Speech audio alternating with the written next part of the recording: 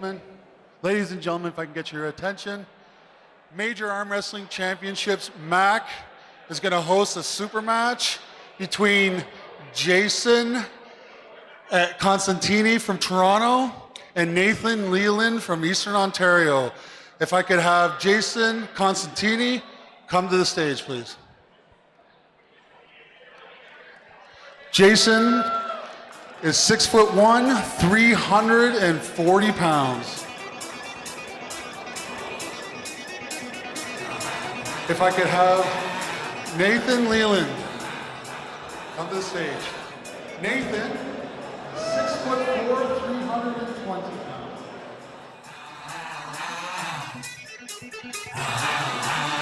The competitors have chosen to go immediately to the straps. Thank you very much.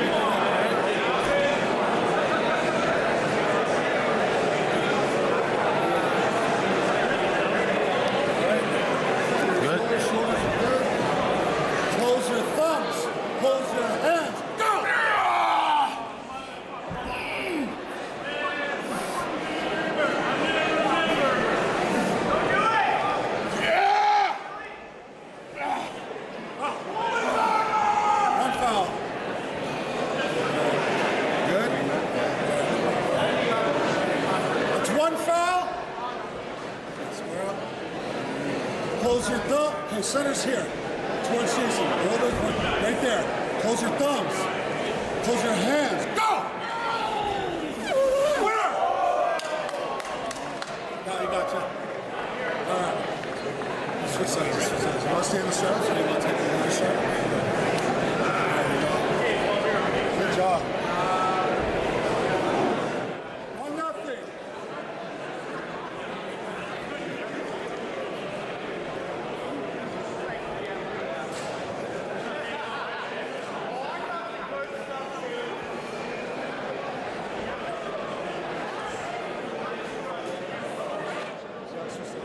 Sides. Stay on straps. You still want the straps? You're good? Okay, straps it is.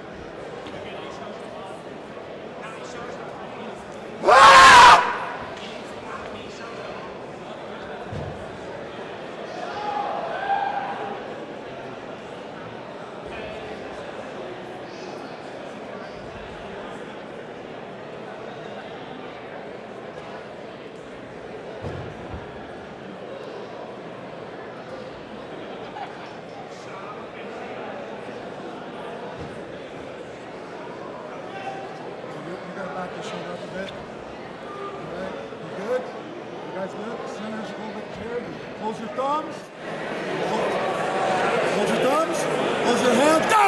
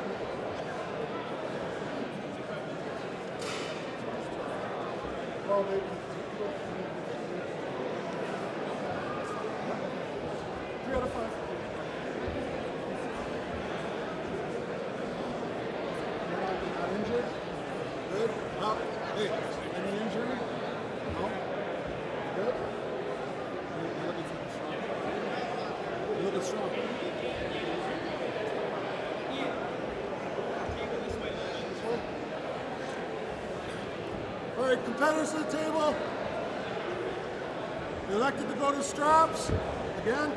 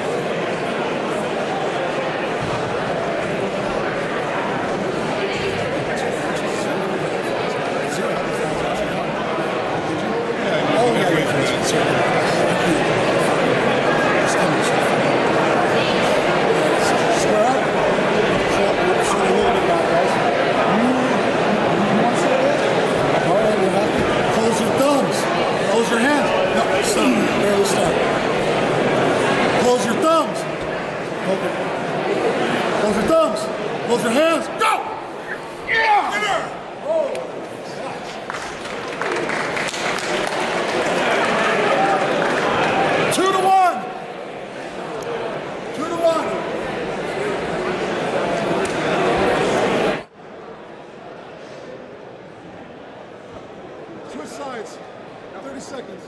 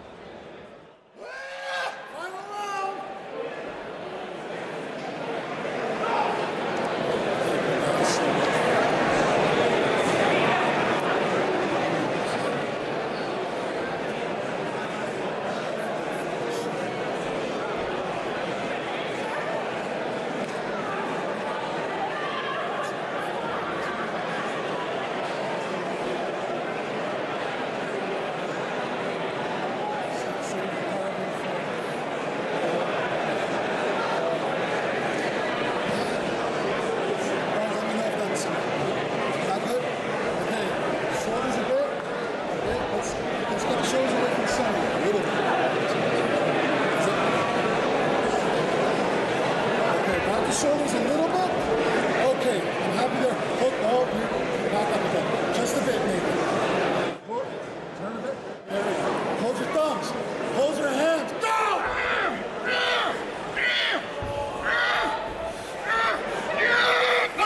Oh, what? Yes, we got you. We got you. He did.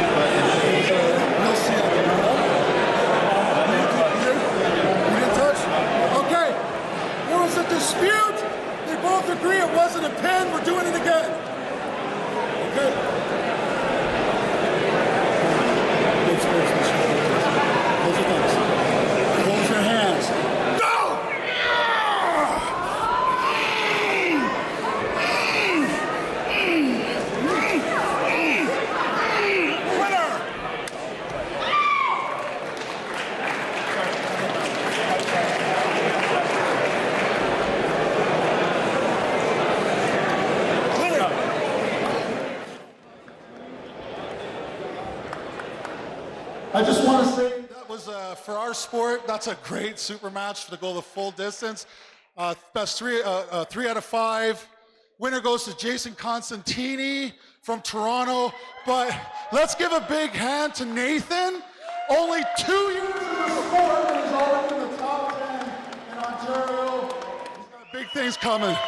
I appreciate everything. Thank you very much. Oh, I got an award.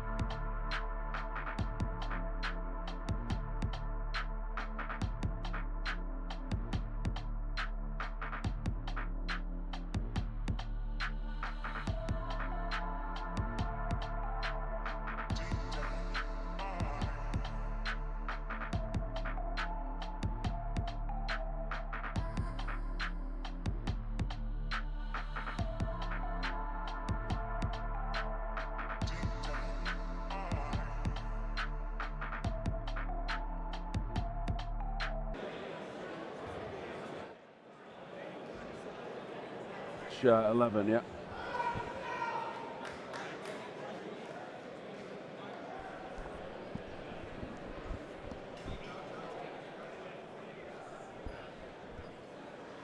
All right, we're back at it. The next match is going to be a no-gi match.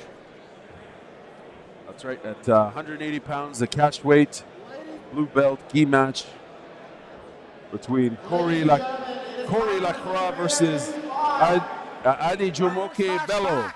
It's a catch weight blue belt gi match at 180 pounds. This is a 10-minute contest and is sanctioned by the Ontario Grappling Association. Are you ready to win?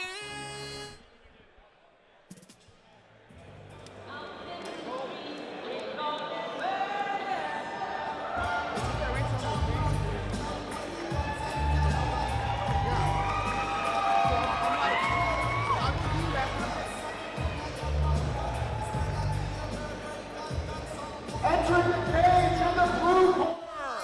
Adejumoke Bello fighting out of the gold martial arts.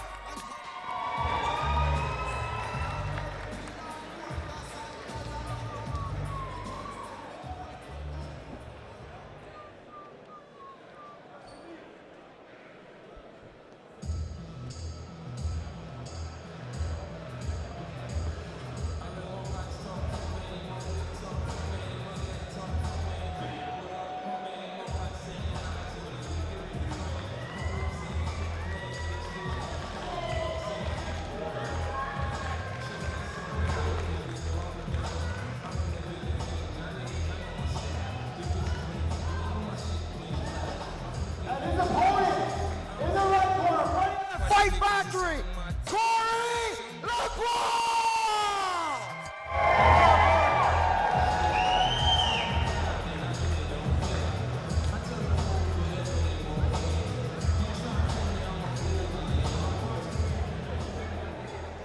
All right, we're back with another gi match, a blue belt gi match.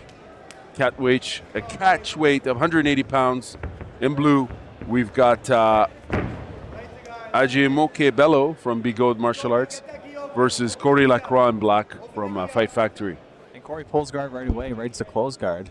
I wonder if that was his game plan going in, if he has a very confident close guard. Let's see what he has planned. What are your thoughts on guard pulling in general? I think guard pulling's, especially in a submission-only match, I mean, why not get it to the ground as soon as possible?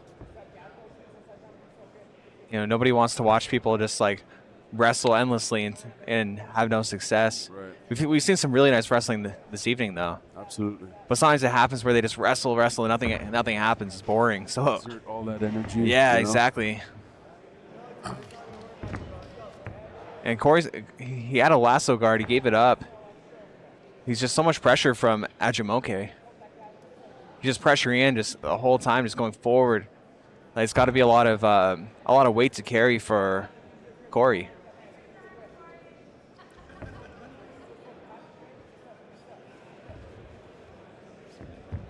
He's got a bit of a lasso, but it's not quite deep in there. What should Bello be doing now? Well, he's doing all the right things. Like, he's pressuring forward so much, but not really threatening any passes. So he's probably frustrating Corey, but at the same time, not really getting any offense going by just like leaning into him so much.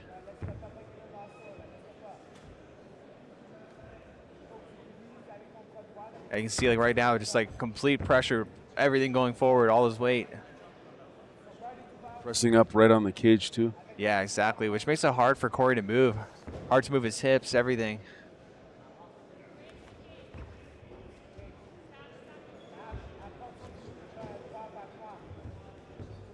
And now really, like, with his head up against the wall mat, or against the cage, it's going to be hard to move.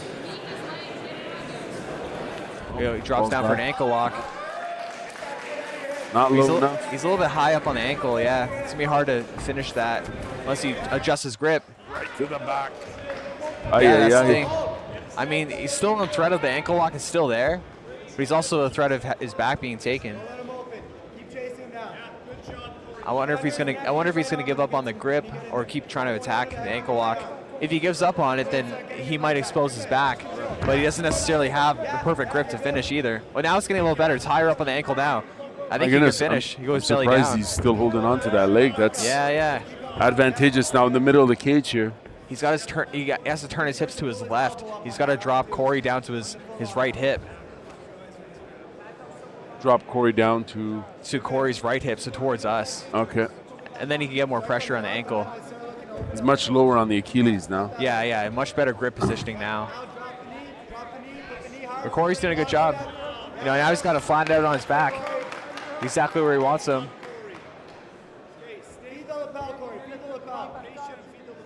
And Achimoke has a bit of a loose half guard, and being kind of loose like that could open up a back step for Corey.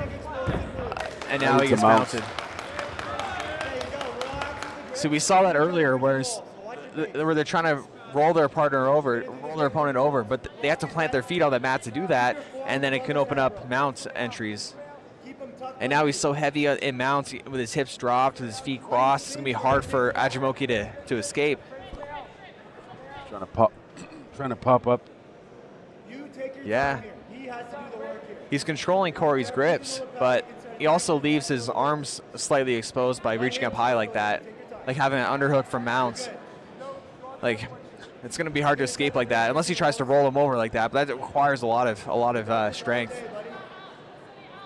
You mean to roll him on to roll Corey over? Yeah.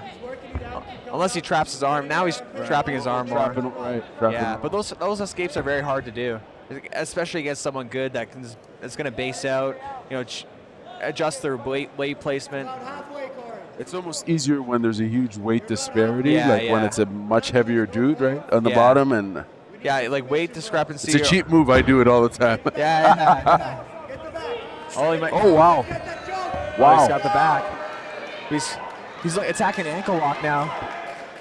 You see how Corey has had his feet crossed, then Achimoke started attacking that ankle lock. He might start trying to attack it again. Yeah. I can't quite see if he's underneath, if he has a collar grip, or if he's underneath the neck. I don't think so. Yeah, he's starting to lose the back a bit as Achimoke drops his weight down. Like if I were Corey, I'd bring him to my left to recenter my back on his chest. It's as if the bellow's trying to just go out the legs. So you want to be centered. Unless he has a grip underneath his neck with a collar, then it's not so bad, which he's starting to get now. But it's not quite deep. It's over the arm too. Oh wow! Bow and arrow. It looks like Achimoke's arm is in the way though. So he's like pulling that grip to choke, but it's kind of going against his wrist. Oh yeah, he's got it. Was that more of a crank or what? I couldn't quite see if he adjusted it. Right. Impressive finish. Yeah, very nice. But yeah.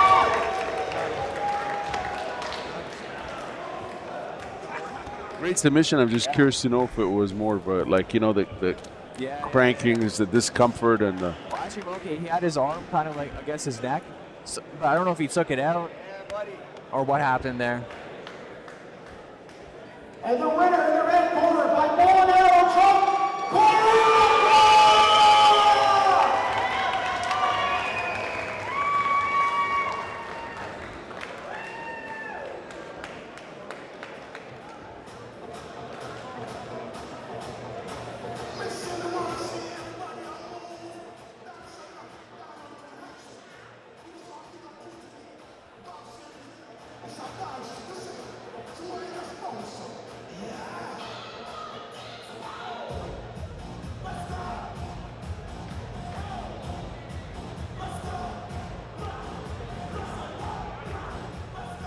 Well, looks like Corey's got a lot of fans here, lots of family, lots of people showing support. Yeah, Fight Factory has a lot of supporters. They drew a big audience, eh? Exactly.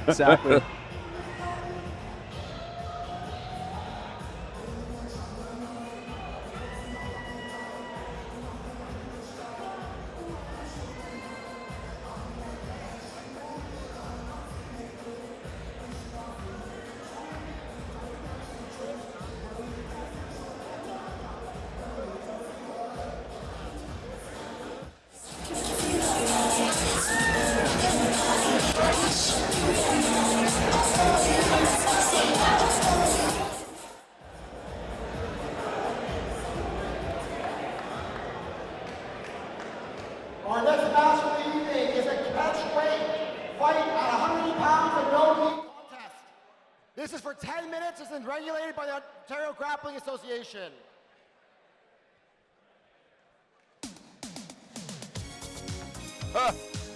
Brilliant. Brilliant.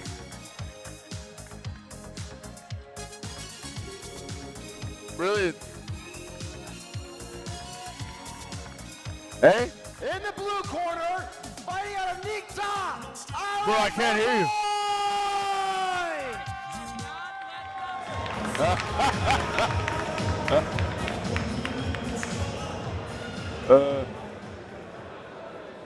Alex Doquin in the cage. From Nikta.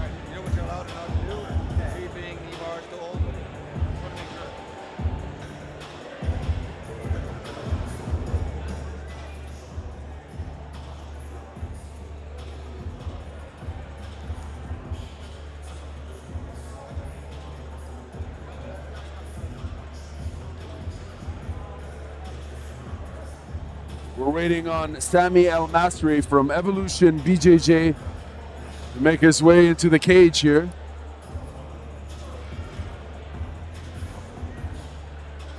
You still get nervous before matches? Oh yeah. Oh yeah. Yeah, it never goes away.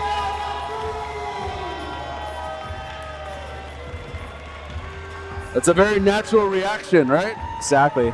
Exactly. What's your ritual before a match? Yeah. Just have anxiety. Yeah. Just be anxious for a bit. Yeah. All right. All right. So we have Alex versus Sami. Alex in black, Sami in white. Sami looks like the larger grappler. It's a catch weight. Wow. Big explosive double leg. We took him on a flight there. Oh, he's got that Kimura grip. It's that Evolution staple.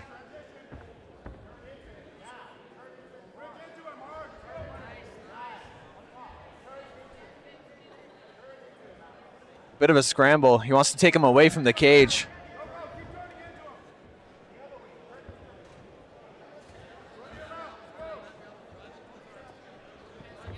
Oh, Alex is looking for his own Kimura.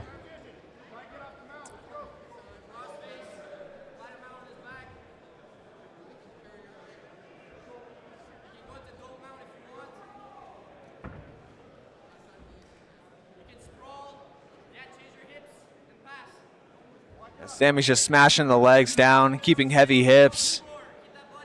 And now he's going to look to backstep probably with his left leg. And that might be difficult.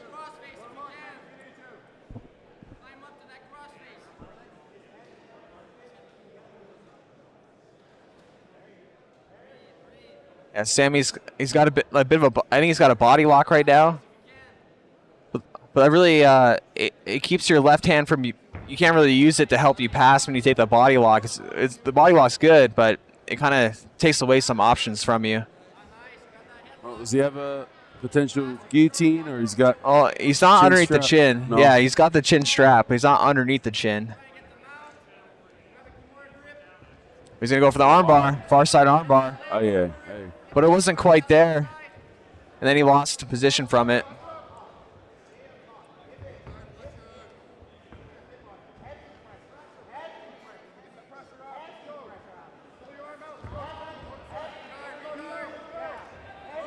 He's got to be careful. He's really high in the back right now. He might lose the back. But he's got that armbar coming. But it's going to be hard with his right knee in there rather than his leg over his body. Sami pressing on his head like that. That's yeah. Brilliant. Controlling the head there. Trying to potentially isolate that left He's got elbow. a smother. Smothers work. You know, they disrupt the breathing, kind of make you panic a little bit. Dropping all his weight, using knee on belly. He wants not making it comfortable at all. Exactly. He wants that Kimura again. But Alex stays really tight with his elbows. Oh, now he's got the Kimura. Let's see if he tries to finish with the Kimura or if he switches to the armbar. I bet he'll switch to the armbar, yeah. Wow. Exactly what he did. Now he's got to break that defensive grips of Alex. and he's got to keep Alex off his knees. So it might be over. Oh, Nice great escape job by Aucoin. Very nice. Alex Aucoin with the escape. And Sammy did a great job staying on top too, pushing on Alex's face. Why bicep slicers are not allowed? I don't quite understand it, to be honest, because they're no more dangerous than any other submission. Seriously. You know. Yeah, Sammy transitions very well. He's kind of all over Alex. You go gift wrap right now. Yeah, he's trying to grab that gift wrap. Well, Nogi Ezekiel, yeah. He's hunting for that wrist, trying to get that gift wrap. And now he uses the crossface to flatten him out. Sammy's persistent, you know. Yeah. Not, And he's just making it very uncomfortable for Alex as well. He's pushing on his face, smothering him, and just constantly transitioning, not letting him breathe at all.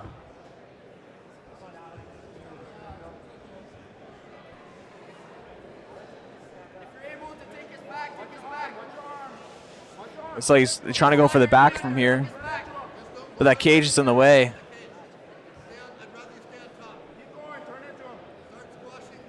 Oh, he's going for triangle. Can he secure this?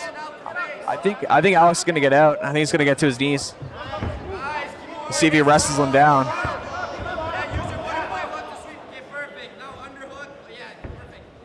Alex Aucoin is an escape artist. He's getting out of all these tough positions, tough submissions, and yeah, he's doing a great job defensively.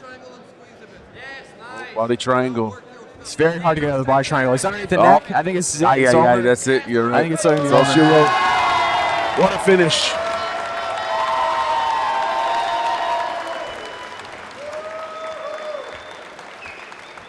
Great match. Yeah, very Great nice. finish.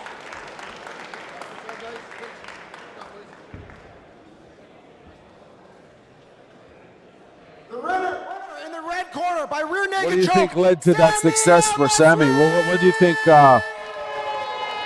What were some of the factors that led to his victory? I think this is persistence and just relentless. I think it's just a lot of he puts his opponent under a lot of pressure. He's constantly just making it uncomfortable for him, and just attacking the whole time. And he looks like he's the bigger guy too. It's a catch weight, so I think he's a little bit bigger. And long as well, length here. Speaking of bigger, heavyweights up next. Yeah, this should be a good one. 10 minutes is sanctioned by Ontario Grappling Association.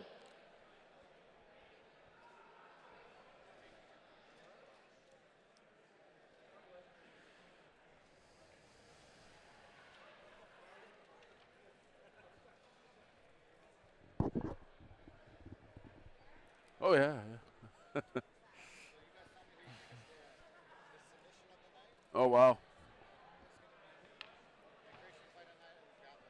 Wow. Oh wow.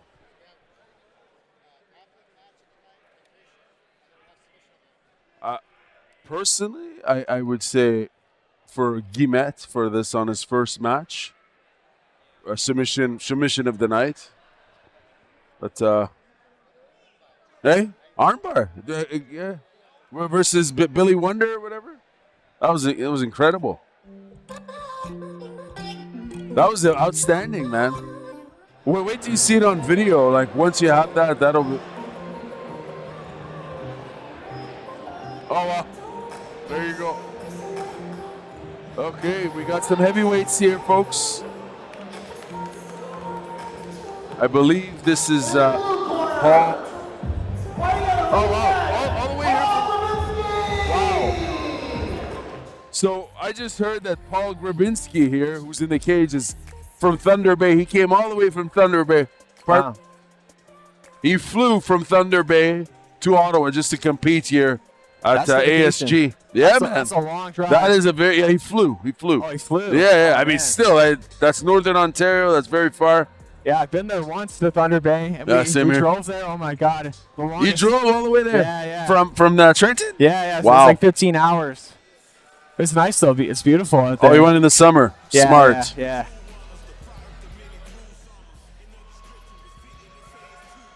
All right. Paul will be facing Jason McDowell from Terrier Jiu-Jitsu.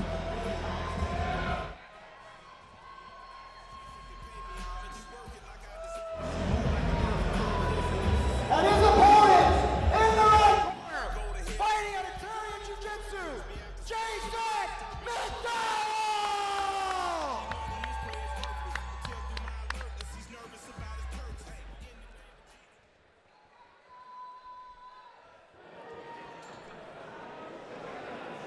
Good, yeah, ready.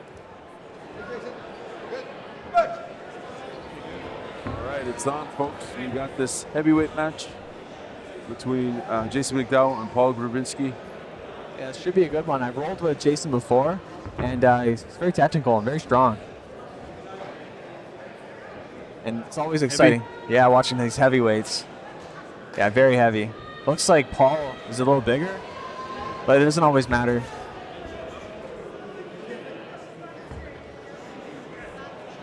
Probably neither one of these guys wants to pull guard, so let's see who can get the takedown.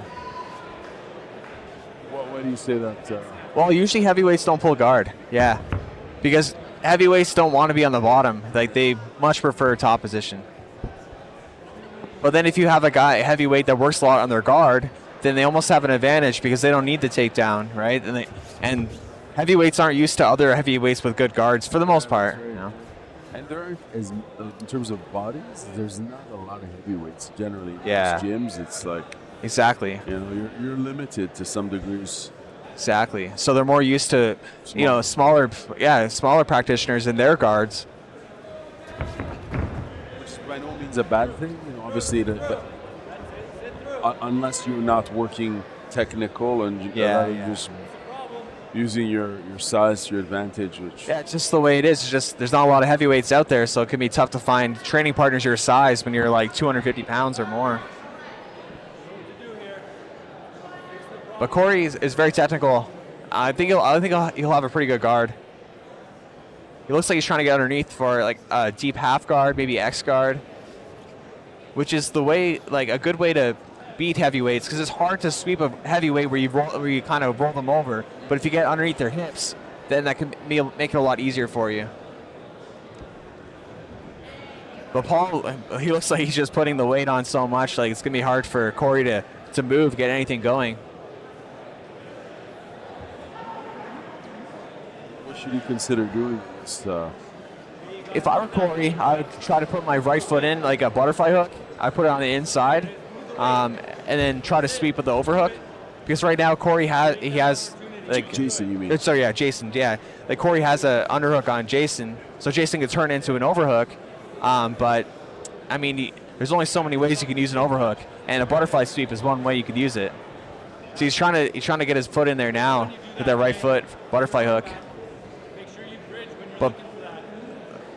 But he's kind of too tight. Is Jason? No, Paul. Sorry, Paul. There it is. Oh wow. Yeah, it can be very hard to sweep someone like that and exert a lot of energy too. Underhook. Go now, Jay. Move the weight. Yeah, Jason's got to make sure that Paul can't get those underhooks. If this was gi, you could just grab onto the gi, especially a guy on the bottom, and Exactly. you know. Looks like he's trying to free his left knee to get his knee back in front, maybe a close guard. Or that underhook and that crossface won't matter so much, but from half guard, the crossface and underhook matter quite a bit because they pin you on your back. Remember, you got more than one direction. Paul's looking very comfortable distributing his weight and just Yeah. He's got that style of like, just, not like explosive movements, but just slow and controlled, a lot of isometric strength. He's got to watch out for that Kimura, though. And Jason might be attacking that Kimura, but Paul, he used his knee to stop him. He did a great job there. Create that space. There's the space.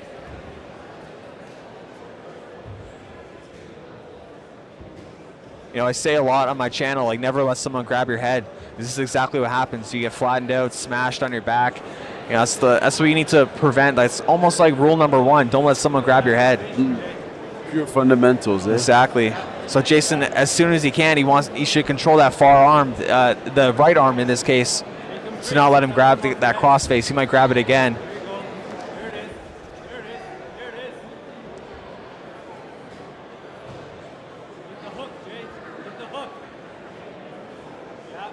Yeah, he's looking for that butterfly hook with his right foot. He's almost got it in there. And now we can look to elevate Paul. Drop that arm and go.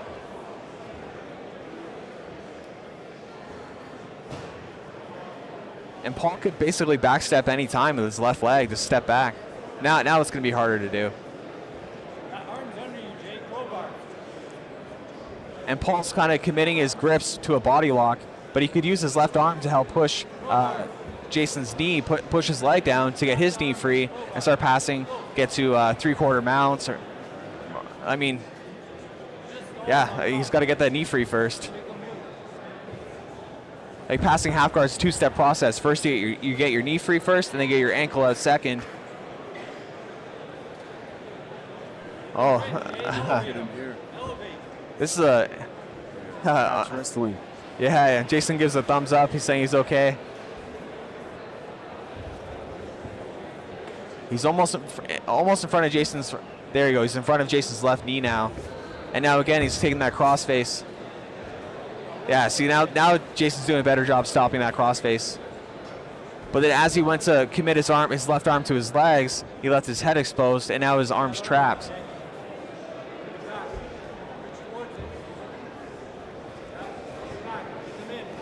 4 minutes left here. Paul really knows how to distribute his weight and just keep a strong base here. It's probably not an easy guy to sweep, that's for sure. It's a tough task for Jason. and I think he's definitely like 240 or Oh yeah. you know that or maybe 250 even. You know, like Yeah, I more bet you compact. 250. Yeah. And I bet you Jason's more like 230. I mean, he could start attacking the Kimura. You train with the super heavy dudes? Have you- Yeah, I got some big boys in my gym. I got one guy's over 300 pounds, a couple that are like 240. Wow. Yeah, I like rolling the big boys. And How whenever do you handle that? Oh, I do well, yeah. Like those are always the videos that do best on my channel. So I roll big guys. Sure. I actually did I filmed a roll with Jason, and he's in some of the YouTube videos. I used some of the clips. this Jason? Yeah. Yeah, we had a pretty good roll. Okay.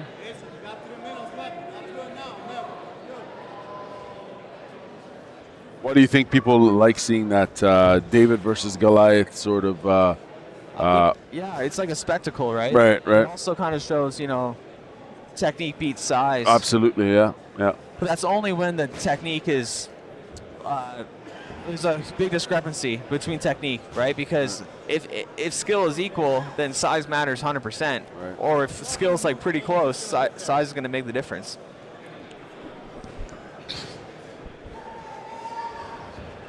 He's not letting him up. I think he's got a double Kimura on. He's Yeah, it looks trying like- to. Yeah. Oh yeah! Oh, he tapped. Wow. Wow! There we go. Wow! Well Very done. nice. Jason Well gets the done win. by Jason McDowell there.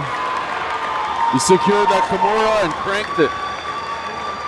Yeah, I think that was a wise choice because it's so hard to sweep a guy like that. Right. Attack his arms instead. That's a much better strategy, I think. I think it surprised people. They were not expecting that. I Yeah. mean, you know what I mean? Like it was. First of all, it was on the side there. The crowd couldn't really see it. Oh wow! Retiring? Oh wow! And the winner of the red corner, Jason McDowell by Kimura! Wow. Wow. Can we interview him? Can we get the mic?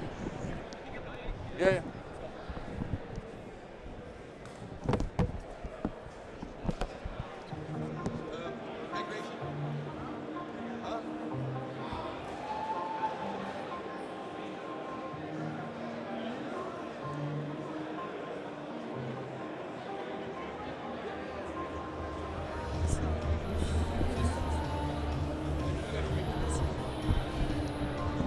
Thanks, guys. I was saying in the ring. Yeah, my name's Paul Grabinski. I just was telling the guys here that I started grappling when I was 6 years old. Passion of my dad's. I was in wrestling my whole life. Wrestled through university. Been grappling a long time, but this is gonna be my last match tonight. I got a beautiful little girl at home. Things are different priorities. I just don't have the time to put into it that's required. But I want to thank everyone, especially back home, especially my dad, for all the years that we were together through this. The man I am today because of it. Thank you. Wow. Yeah, amazing, man. Great match.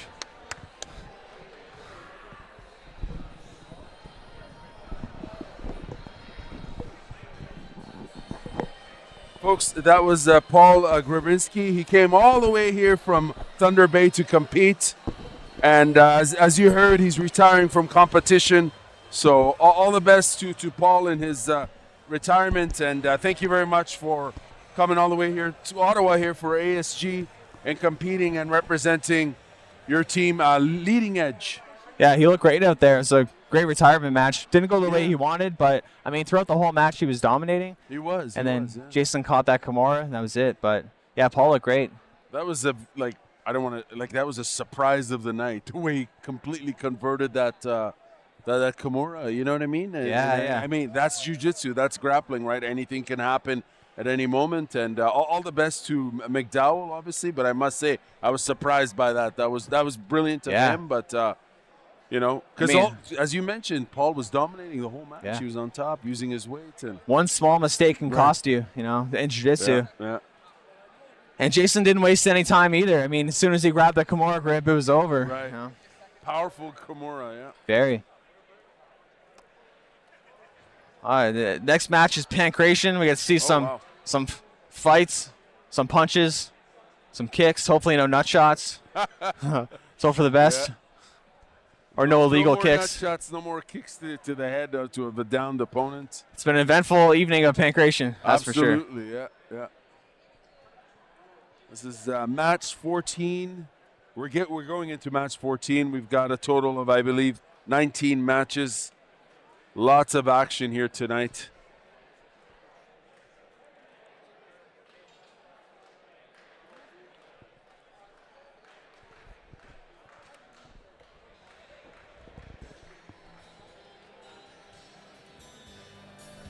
All right.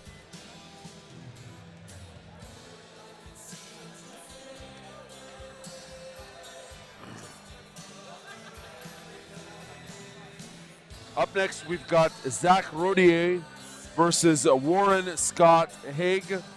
Rodier is fighting out of Fight Factory.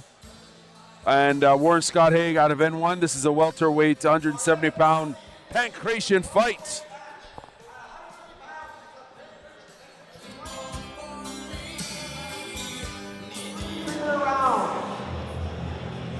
Introducing first, out of the blue corner, fighting out of N1, Warren Scott Haig!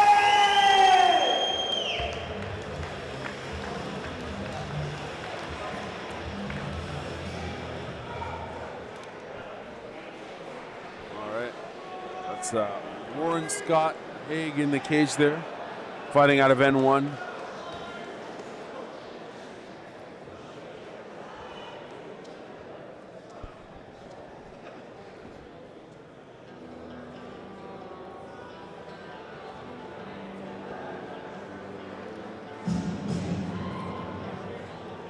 And we're waiting on his opponent, Zach Rodier from Fight Factory.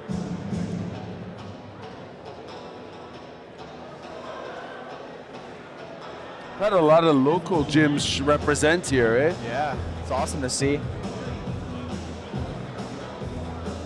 Great opportunity for everybody, obviously. Yeah. What's the scene like in Trenton, in that area, in that part of Ontario? Pretty good, yeah. A lot of fighters. Yeah. Is it predominantly BJJ, or is there other sports as well? Well, in Trenton, it's mostly grapplers, and Nice. in Belleville, it's like really high-level Muay Thai. So, Oh, really? Yeah, it's like best Interesting. of both worlds. That's awesome. And Belleville's how far from Trenton? Like 20 minutes. 20 minutes? Yeah. Okay. So it's pretty cool. It's like kind of like have the area like dominated now. You know? Nice. This should be a good one. All right. I've seen Zach compete in Noki before, and he's a beast for sure. He certainly looks strong. Yeah, very strong. I don't think this will go past the first round. I think. I don't think so. Warren has the length. Very long legs, long arms. A very good body type for Muay Thai. It's going to be tough to get up from here, though. Warren's so big and strong, great grappler. And doing a great job pinning Zach up against the mat, or Warren up against the mat. Bring your hips forward and start drilling them with shots, dude.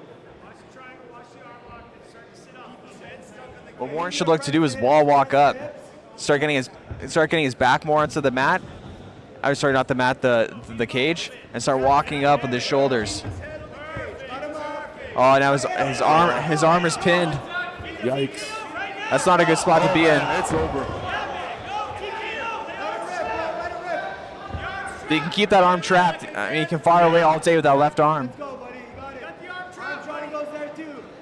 What a nightmare scenario for Very much so.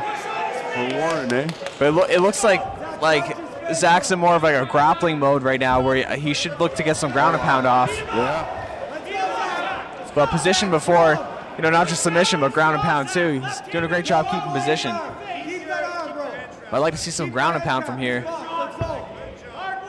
This is not where Warren wants to be, that's for sure. Zach, keep drilling. You got 90 seconds to work here, buddy. You can get the stoppage. Let's go. Because this is a welterweight match, but both individuals look heavier than 170. Yeah, they look massive, man. They're huge. Hey, I competed at welterweight, and I feel like these guys are bigger than me. They're huge. Frame the face. Frame the face. Must be a typo in this thing. It can't be, you know what I mean? Like, Yeah. there's no way this is. They're so shredded. Roll, bro. That's it. Like no body fat on them. Zach, let's posture and let's start unloading here. Zach has to take advantage of being in mounts, do some damage. It can be hard for a grappler to get out of just grappling only mode, and really mix in the strikes more. Yeah. He's got nothing for the grappler. Let's go. Gotta watch those up kicks. No up kicks. Ref called it. Oh, And now 40 he's up. seconds left. Yeah, very nice. He's got to do some damage though. Take the back. Get the back. Get the back. Make it possible. Warren should look to turn towards him. Start standing up, getting to his knees, turning towards him. Zach, sit him down. Sit him down. But he's doing a good job hiding his back. Climb him down, Zach. If I was Zach, I'd end the round with punches. Absolutely. Yeah. Not enough time for a submission, This guy's not ready for you. Let's go. Finish him. but he could have enough time to get a TKO. He's got nothing. Let's go. He's got to hit him. On him. Drill. Put him down. Pick him up still. Another takedown.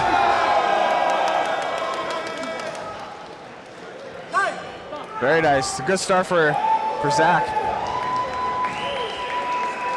Yeah, and Warren's, Yeah, he's not getting up right away. He looks a little tired. that was a tough round for Warren.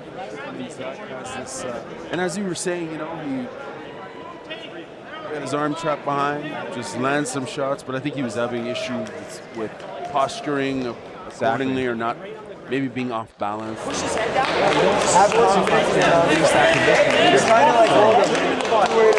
dominated the whole time.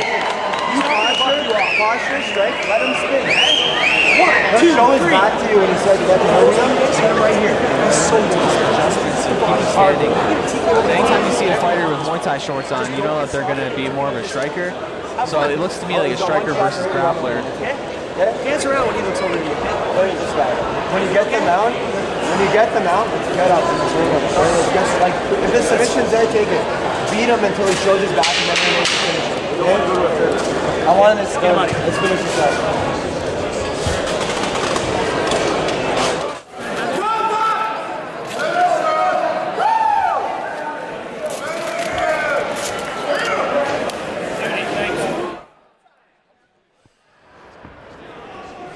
Zach is amped up. This guy's pretty intense. Holy shit. Yeah, he's ready to go. It's kind of a small cage, so it's a disadvantage of the striker. He's just going after it for the finish. He got a sprawl. So gotta watch the back of the head. Big shots here on Zach.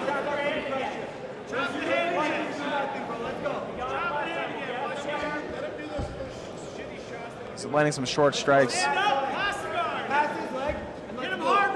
He should look to put his feet on the hips.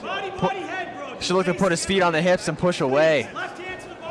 Yeah, make some space. When his guard opens, let's get the hacks. Let's see if Zach traps that arm again. He's strapping it. He's got to loop his arm through. Get that Dagestani handcuff.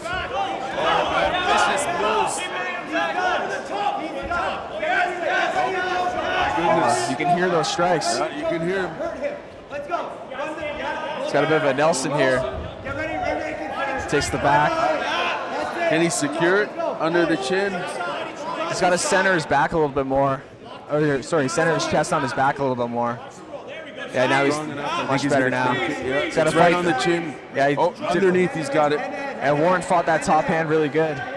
He's got to fight that top hand. He's sinking it in, yeah. And he did a great job defending that. Did he? Oh, nice. Should hide his back to the mat. Round and pound finish. Bro, this guy's trying to strike with you here. Let's go. Let him strike. Yeah, go. He's not going to knock you out, bro. Let's go. Zach, remember what I said? Posture and strike. Not easy to finish from ground and pound. There's been a few opportunities. I think he's just in grappling mode right now. I think he's having a harder time kind of mixing in the grappling with the ground and pound. So sometimes he's throwing some ground and pound, but the other times he's more so just controlling like a grappler. Whereas I think, you know, with the experience, he'll kind of learn to kind of open up more and to land those strikes because he's in mounts. Right? And if you overwhelm a guy enough, punch him enough from mounts, he's going to turn his back, expose his back, and you'll get the choke.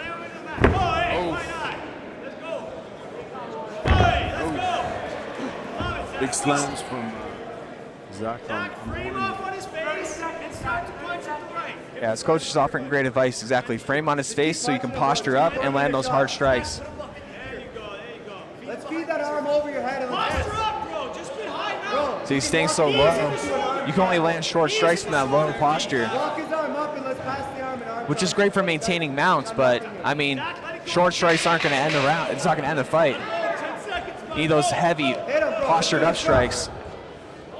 He should frame on his face. There we go. Good.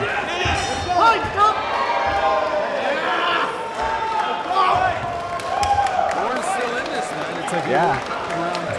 Exactly. He's not going to go down easy. No, he started off very aggressively.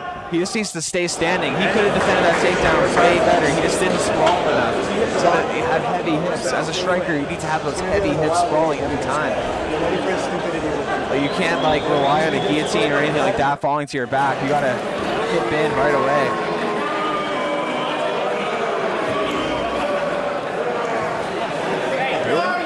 Yeah, I think we're Who's going to come just have to stay disciplined. Hands up, kick his leg, punch him. He's wild out there. You can punch him too. When he overthrows, you duck it, you go behind him, and you press.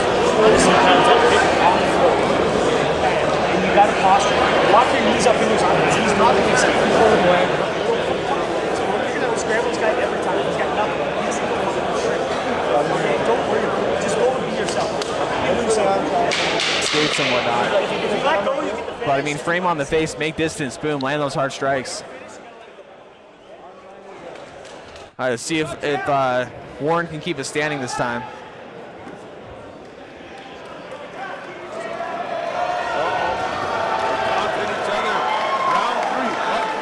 Number 14.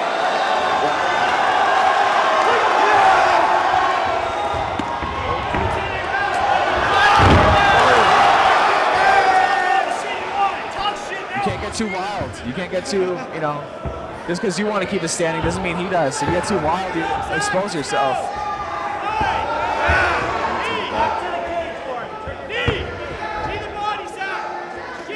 He's got to start getting some underhooks, lifting Zach up. He's got to get Zach's arms away from his hips.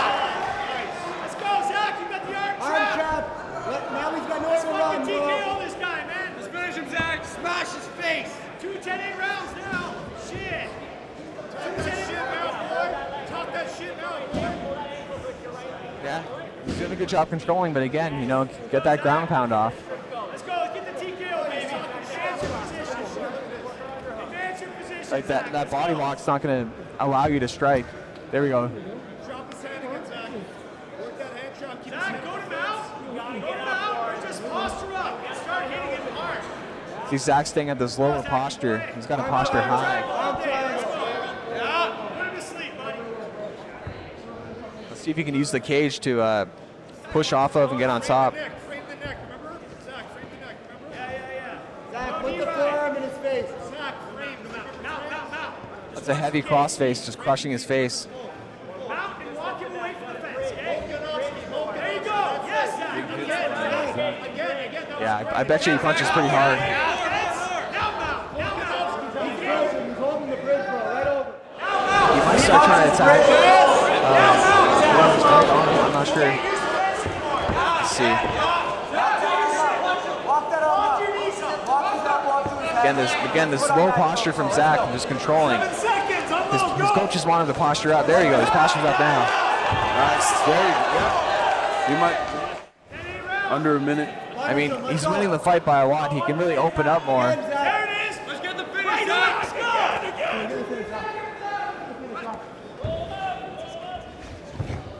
And the way Warren's holding over top of him, that prevents Zach from posturing up, landing those strikes, but it doesn't allow him to escape.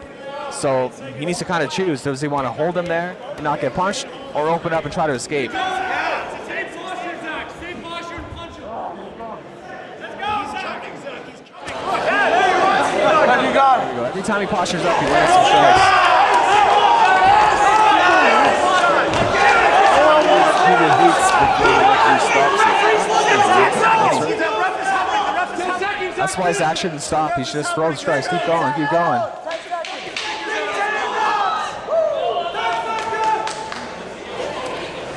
Hold on for dear life, Zach. You just want to be here.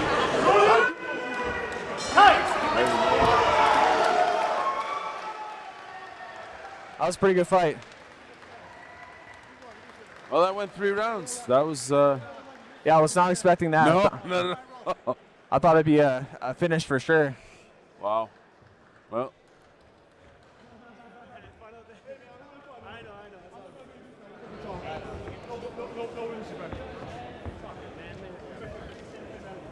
Great fight. I'll never do MMA until I got a fucking black belt, bro. It's hard. One time only, dude. Fuck this. Yeah, I think great learning opportunity for both. absolutely, yeah. And I mean, Warren really held on there. I thought he, considering all the onslaught that he was, especially round 1 and 2, I mean, and 3 as well. He still held on, which is good for his ego, I guess, for his development. Yeah, exactly. And I think Warren learned he needs to work on his takedown defense.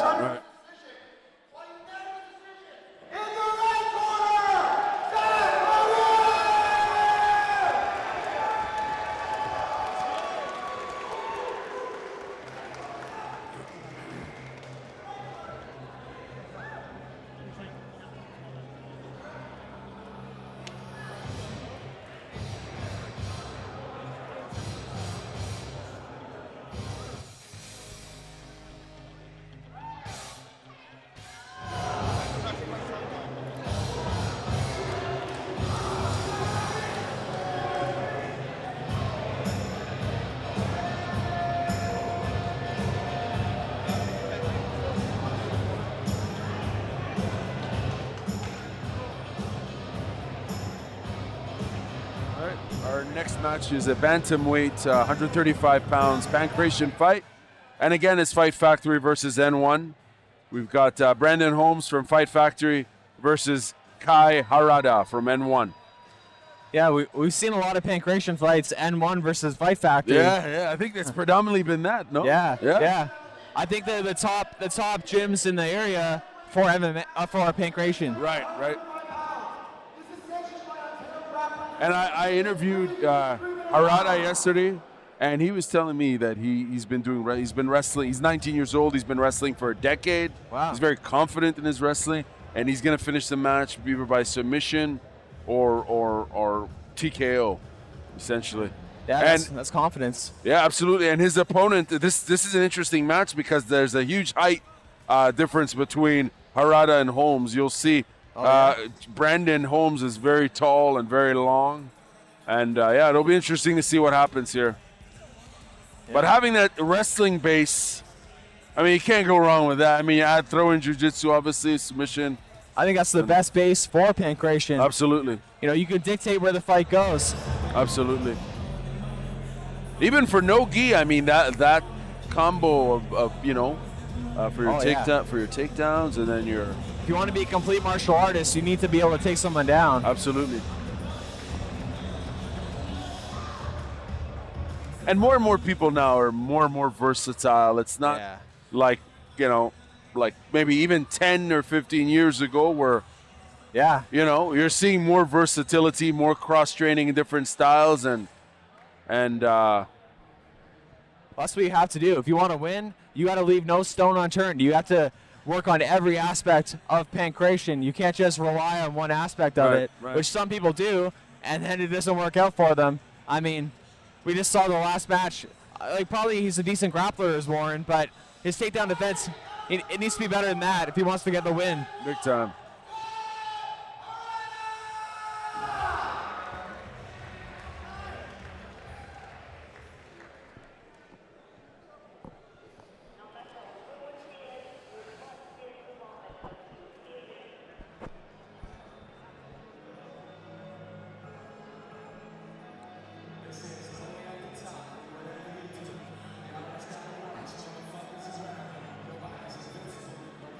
He's got knee pads on. I think most Pancration matches, you have knee pads on, right? I think so. Oh, yeah, he's got knee pads. Okay. Exactly. I was just going to say, he's got knee pads on. He's going to wrestle, immediately go for a double or I know they all do, yeah.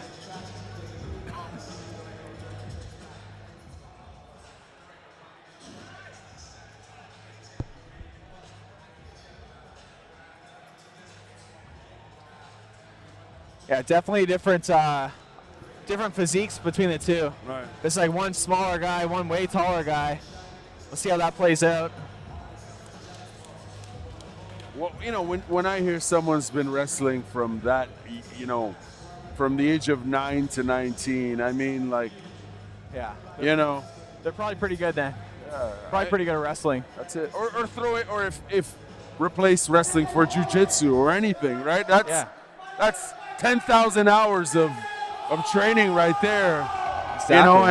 And you put in 10,000 hours, and that's a lot of time in. It's hard not to get good putting in the 10,000 hours. Even just on the basic fundamentals, it's like exactly setting up for the takedown, lift, drop, nice high cross slam. Wow. Oh, he's holding the cage. Yeah. He's got to take his posts out. Just like that, attacking the arms. Can't let him build a base. Big shots by Harada. Belly to back suplex. Almost grabbed the cage again. But it's hard not to. It's instinct. Right, absolutely. Kai wants to stop Brandon from building a base. Like his coach is saying, build a base. That means to get to your knees, get to your feet. He's got to keep his hands and feet, knees, elbows off the mat. There we go with the wrestling, folks. Harada wrestling right here. He's getting the takedowns, but he's got to keep him down. And it all comes down to it all comes down to keeping his knees off the mat, his feet off the mat. Now he's got his back. Very nice. He's got to land some ground and pound, or possibly look to take the back a little deeper. Brandon, you gotta strip that grip and turn, bro. Go, punch. Punch and turn. You gotta go that wrist control. Turn, go. This is a really good place to land ground and pound. He's got his hooks in now. See if he can flatten him out, push his hips, just like that.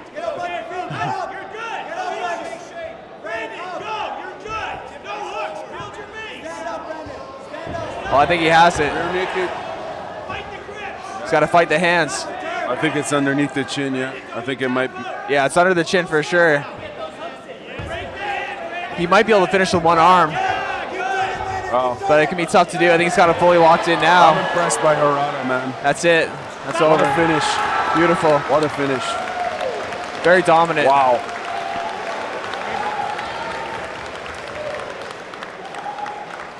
Yeah, you can definitely tell he's been wrestling for a long time. We didn't didn't see any offense from Holmes. I No. don't think. And see what he did to that first takedown? He brought him right to his corner. That was beautiful. That's very Matt Hughes style. Big time.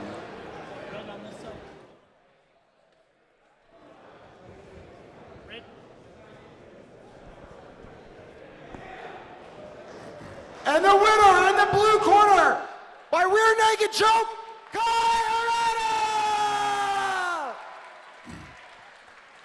And that's what he said he was going to do, right? Right. First round Yeah. submission. Yeah.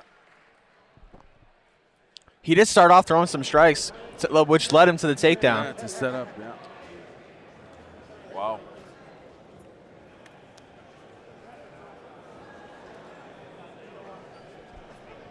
I think was that the first Pancratian fight to finish in the first round? Yeah. Yeah. Other than that disqualification. Right. Yes, with the kick to the Yeah.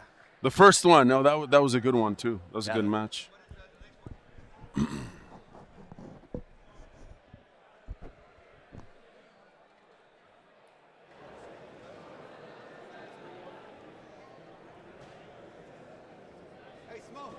Oops.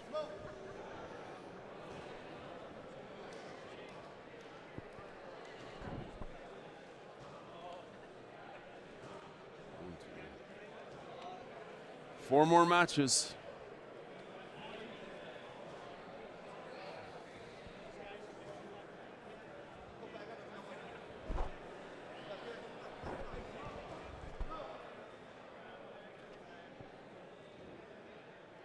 Come back.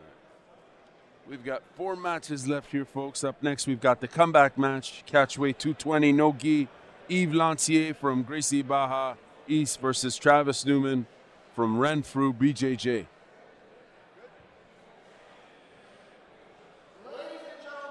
Match of the evening is a 220-pound catchweight no-gi match. This is sanctioned by Ontario Grappling Association for 10 minutes.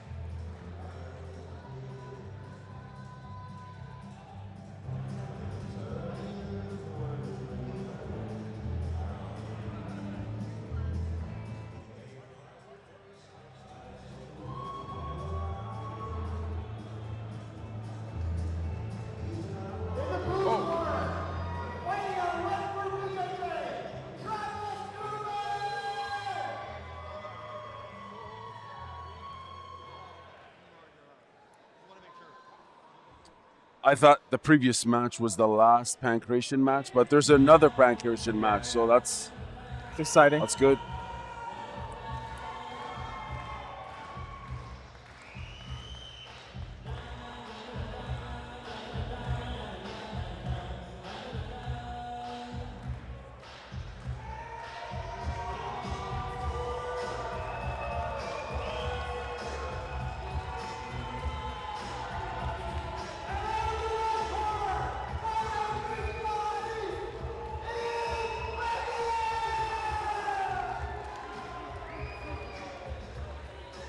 Are you familiar with either competitor? No. No.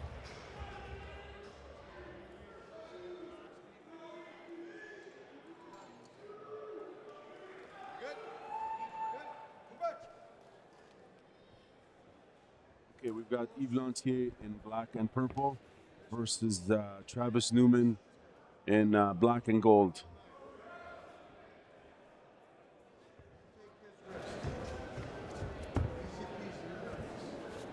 Foot sweep.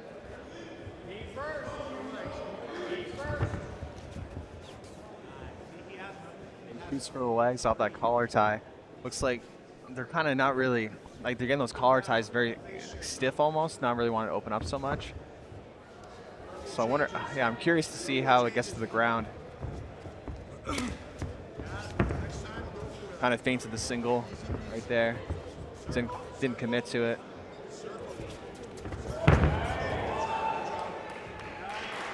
Arm drag there for. Wrist control. Team, you control the wrist. Let's go. It's time to get him down now. A lot of hand fighting.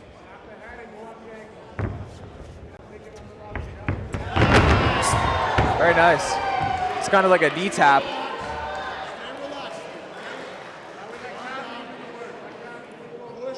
So Hughes is on top. He's got a bit of a, not a body lock, but he's over the legs like that. He's probably gonna try to hop to one side, like kind of backstep both legs. He should try to put Travis on his back. So right now with Travis on his butt, he might be able to get guillotines, get butterfly sweeps, stuff like that. Put him on his back. Yeah, his coaches are right, exactly. Put him on his back. Push the knee down. Put his leg between your legs. Push that knee between your You should use his head, like drive his head and all his weight to put him on his back. Now start sprawling out. Sprawl out. And Yves is flattening him out, using the crossface. Looks like Travis is trying to wrestle up, trying to wrestle him.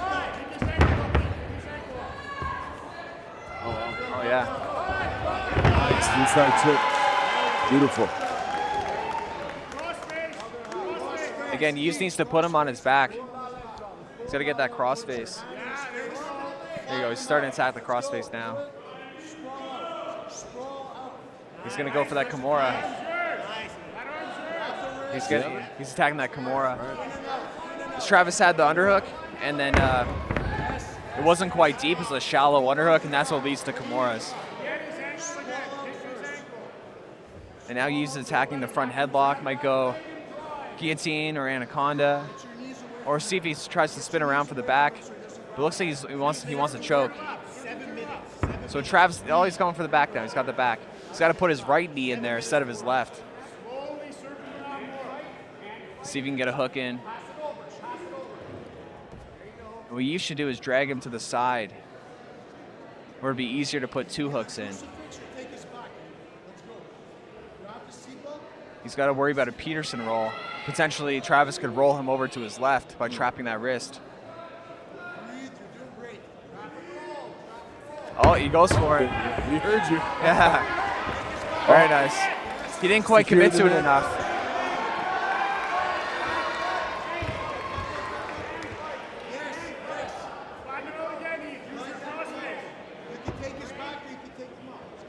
Again, Yves can take his back right now, chair sit back take, or he could work to flatten Travis out again onto his back. If he's going to do that chair sit back take, he just needs to take grips on the upper body, like a seatbelt grip or Kimura seatbelt grip, gift wrap.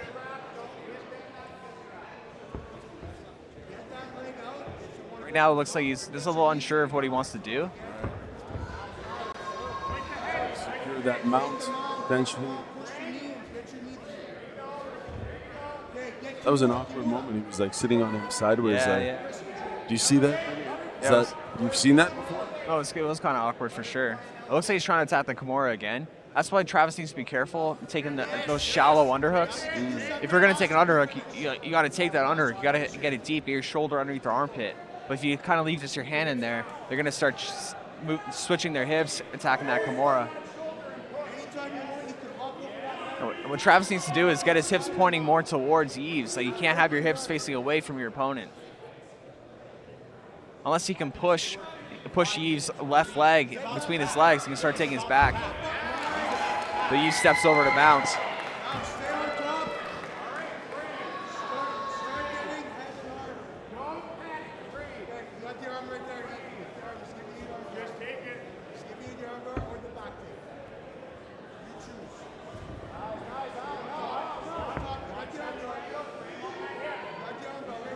Oh, wow. You got the arm. What a finish. It's all over. Wow.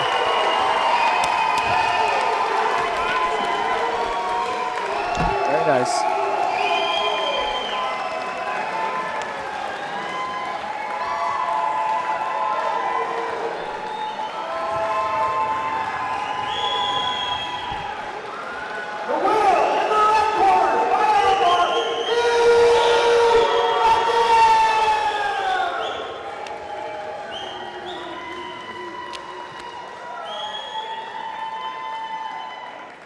Congratulations, Eve. How did you feel? How did you feel with that spectacular finish? You got all these fans screaming. What does this moment mean to you, sir? Tell us. It means a lot, man. It's the first time I competed since my dad passed away. So it's a big day for me. I know he's watching too, so.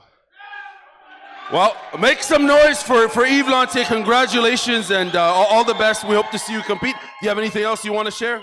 Not much. I just love these people that came out and took their time out of their life to come see me. Thank you very much. Well done. Thank you.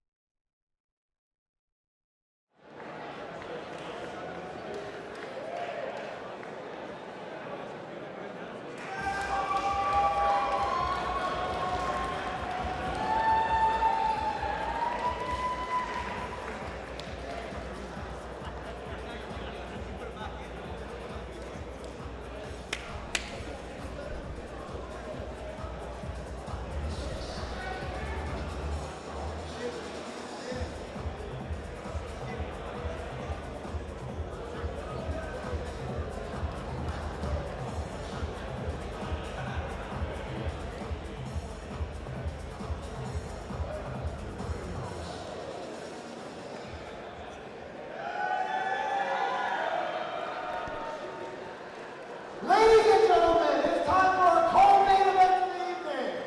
This is a lightweight, 155-pound penetration fight. Watch out when you come down from those steps because they slide. Oh shit. 3-minute rounds. Are there two co-main events? Yeah. There's the main event for this, and then there's the the Pancration main event. Oh, okay. I see. Oh man. You're watching us live on premstream.com, ASG5. We only have 3 more matches left. The next one is a co-main Pancration fight. Abdi Rashid Jama from Nikta versus Luber Nicholas from Wama.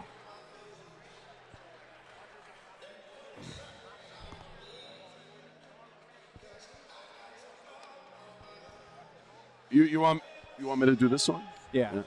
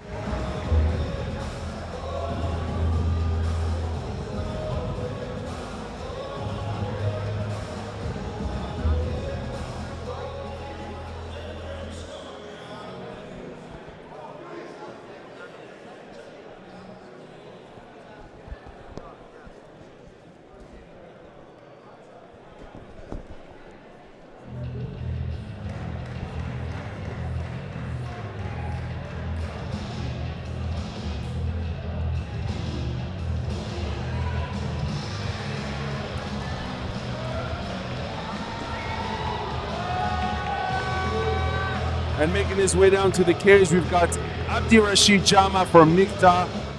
Will be taking on Luber Nicholas. Pancration. This is the last Pancration match of the night. It's the co-main event. What are your thoughts on the Pancration action this evening? It's been very exciting, very entertaining to watch, and a great display of skill. I'm looking forward to these two fighting. You know, you can just tell before a fight happens like, when they're going to be exciting. I feel like this one's going to be a good one. Right, and I mean, I don't know if there's history between these two or something, but I'm not. I don't want to speculate. But if it's the co-main event, this might be the takeaway. Yeah, Pancration match of the evening. Exactly. It could be fireworks.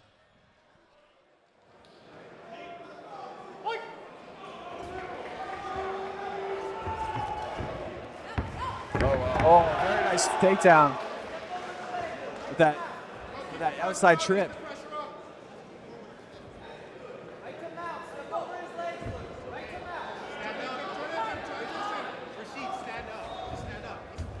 He's gonna look to take the back, see if he can get his hooks in. Big hit by Luber. Stand up, stand up. Oh, very nice. He's got to attack the post, stop him from tripoding.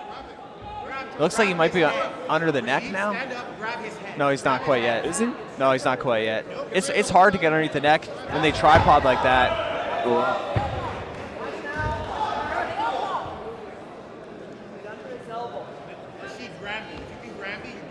See if he's gonna flatten him out, punch him. He's doing a good job pushing out the cage to escape.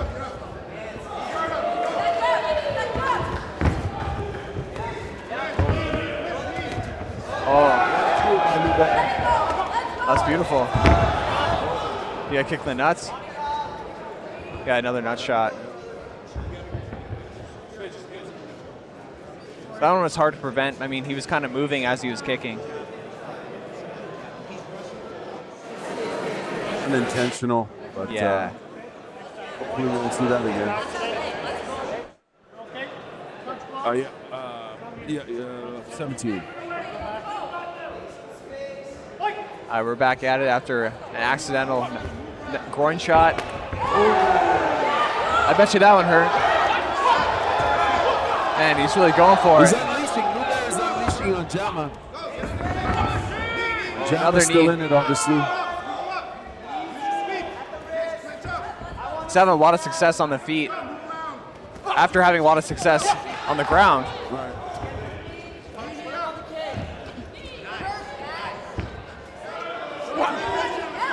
Oh, he's good with those knees. Just the body shots in general. He's hit him with a ton of body shots.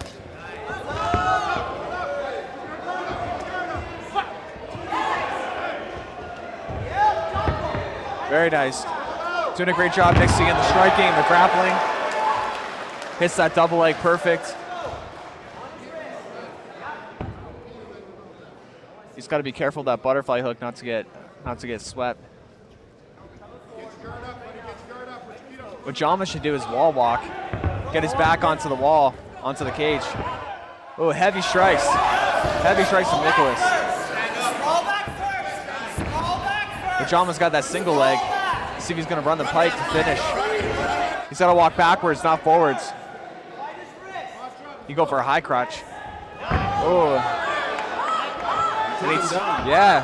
First takedown for Jama. But couldn't keep him down. 10 seconds left. Oh. Big lead by Luber. And he's very good at hitting those body shots. Another takedown. Another takedown. Wow. Interesting. Yeah, That's 2 for 2 on the takedowns. Yeah, Eh? he ended that round pretty good. He did. Yeah, it's interesting, and he got that series of takedowns that back to back in like within 30 seconds. That's the all of a sudden he woke up. It's weird. That's got to help his confidence going into the second round. Absolutely. Because that first 2 minutes of the round, I mean, he's getting dominated. But then that last 2 minutes, he was the one dominating. So I guess some people wake up a bit later. Yeah. On. It takes time to warm up and. 100%. I think he might actually be taller than Luber. Jama's taller than Luber and maybe has a longer reach. He's got to use it then, you know. A lot of these tall guys, they don't always use their reach. You got to use what you got. You know, keep them on the end of your jab.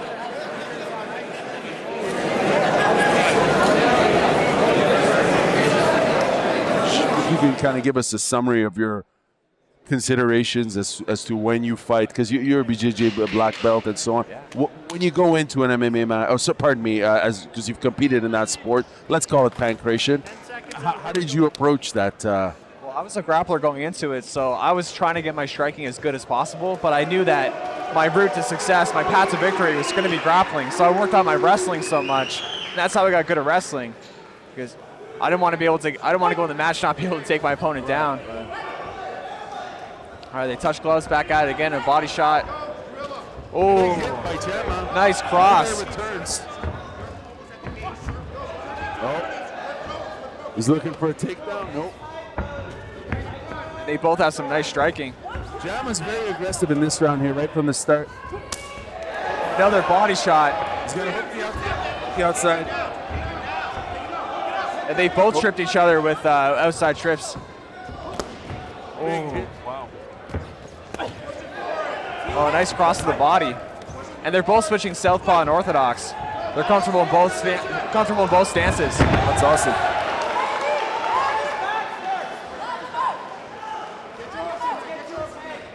Louberre secures the takedown here.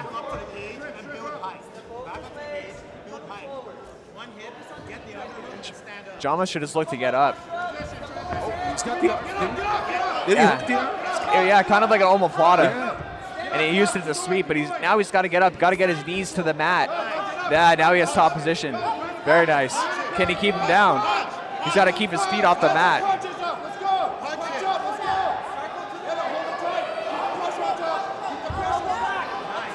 He might be locking up his submission here. Yeah, he's got the... That's Anaconda. Anaconda. That's... Shouldn't he be moving, like, rotating? Well, I'm thinking Darce, sorry. Yeah, he's I'm got getting get mixed up between. Oh, he's tapping.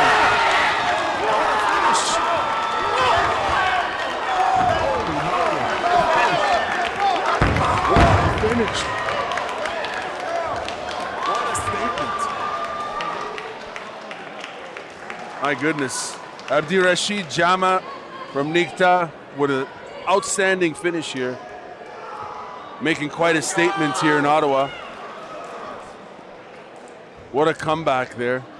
He picked up the last 30, 40 seconds of round number 1, and going into round number 2, he went into Jama mode and just jammed it up one notch, and there you go, finished with a stunning submission victory. Ladies and gentlemen, the winner in the red corner, Abdirashid Jama! What a finish.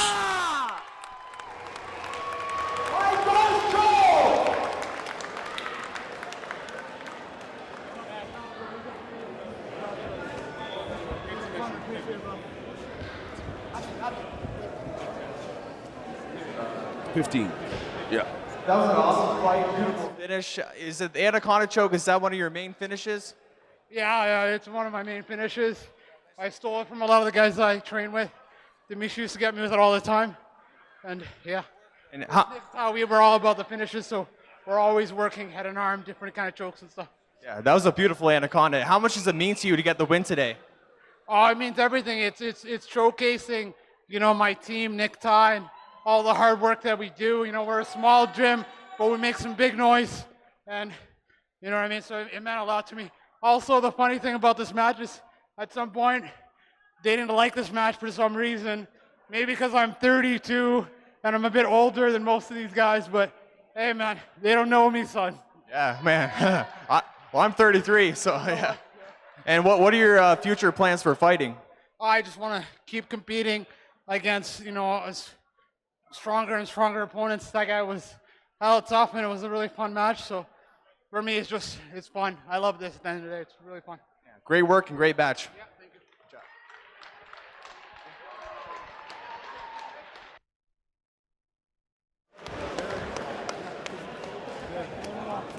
Good job.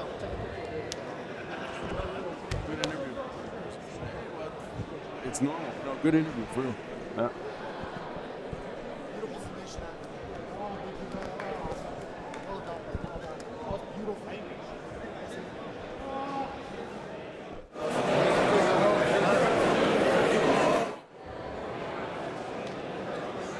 This next match should be really spectacular. We've got a co-main event, match weight, 175 pounds, black belt no gi match between Vadim Kozlov versus Francis Saint-Amour. Vadim fighting out of Renfrew Muay Thai, and Francis Saint-Amour fighting out of 10th Planet Rive Sud. Are you familiar with Vadim? And yeah, I know both of them. Yeah, it should be a good match. They're both really good. Have you grappled with? I grappled with Vadim. I haven't grappled with Francis, but I've seen him around the scene. Okay. 75-pound black belt, no Do you know if gi these two have ever match, competed before? Sanctioned by Ontario Grappling Don't think so. Association No. for 10 minutes. Should be an interesting one here. Both are black belts. This is a no gi match.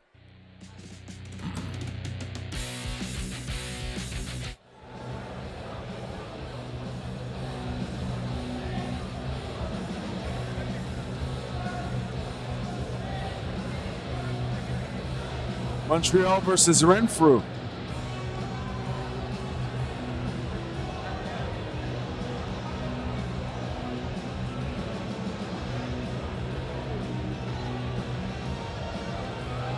In the blue corner, fighter 10 Planet, brings up Francis Sanamore!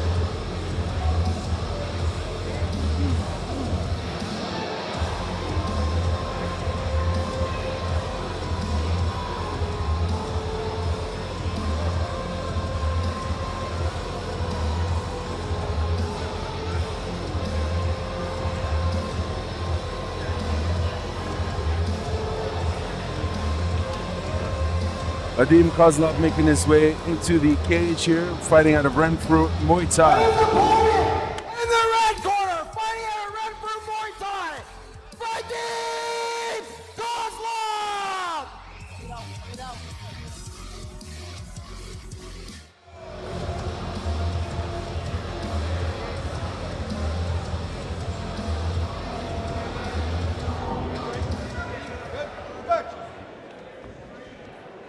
All right. Black belt, no gi match here. Kozlov in black, Saint Amour in white and black.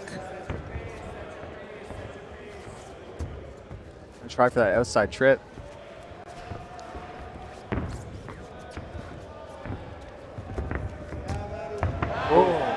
Wow. Very nice. Yeah, Francis used that momentum of the shot to basically do a hip throw. Wow. Now he's staying very heavy in side control, staying in front of that bottom knee. Oh man, but Vadim's doing a great job, very flexible. Very nice, but he's got to worry about that leg entry from Francis. Keep the foot staple. Hold it. Yeah. Watch the knee bar. He's got him in the almost the saddle. Try to send him a little further. Creep up to the arm triangle. Send him back to the arm triangle. Kick with the butterfly. Yeah, Francis has him in a bit of a leg entanglement, but he can't quite start attacking the legs quite yet. Now he can more. But Vadim was doing a good job just controlling his upper body. Nice job. Triangle. Triangle. So watch the triangle, watch the arm bar. Nice job, Eddie. Francis seems very comfortable here. Yeah. Yeah, both guys are very experienced and both very, very technical. This is a great matchup. Yeah, this is incredible. I don't think we've yet to see any 10th Planet trademark. Oh, he almost had that guillotine. Nice job, Eddie. Keep the pace. Keep the pace. This is good. Yeah, right now it's the grip fight. Francis wants to get grips on his upper body, but Vadim's doing a great job stopping him. He's got to worry about that arm drag. Might use that arm drag to take the back. He might look for his own leg entanglement here. And Vadim keeps attacking that front headlock, that guillotine. Anytime Francis puts his head forward. He never stops moving. No, exactly. He's threatening from everywhere. But now it's not the best place for Vadim here, kind of flattened out on his back and half guard. But does a great job stripping himself of those upper body grips. Ankle pick is there.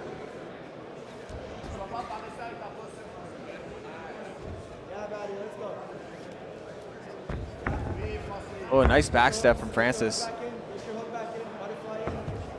And constantly Vadim's attacking that arm drag. Oh, pulls him over with it. But Francis is so flexible, he might be able to take the back from that position. Watch your arm. Watch the Kimura. Careful with the Kimura. He's going to bring his foot through. He's going to try to bring the foot And most guys wouldn't be able to loop their leg through like that. Yeah, But these both are extremely flexible, yeah, and Exactly. And Oh, if he can get his Did he right have leg enough? over, Yeah, buddy, keep up. Yeah, good frame. he's got a center. position. Oh wow, Yeah. body triangle there. Beautiful work. Got his back now. He almost lost the back there, but man, he held on really nicely. And it's not a great spot for Vadim here. The body triangle is so hard to escape. But with long legs, it also means your body triangle won't be as tight, but it's also easier to lock up. So Vadim might be able to turn into him and get top position. Oh man, he's got his arm behind his back like that. Jeez, I've never seen that like the other. No, that's crazy. What the heck? That's some 10th planet stuff going on here. This is brilliant. I don't think my arms could bend like that. This is Wow. That was unorthodox. What Gosh, can I interview him? Is that all right? Yes, please. Yeah.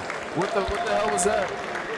He had a double like inverted chicken wing. What the hell was that?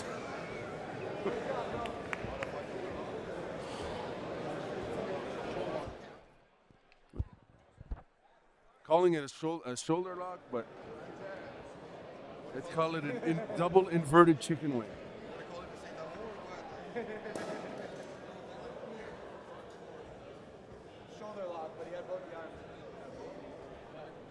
Oh, sorry.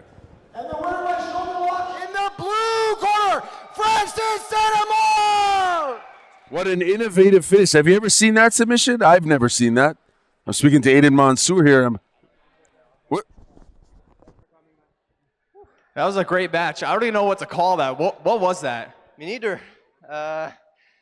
Basically, I was attacking his first shoulder. He's very flexible. I couldn't really get enough pressure on the first one, so I was able to catch the second one. I guess double shoulder lock, but Is that one you've hit before in training, or is that just something you kind of just came up with?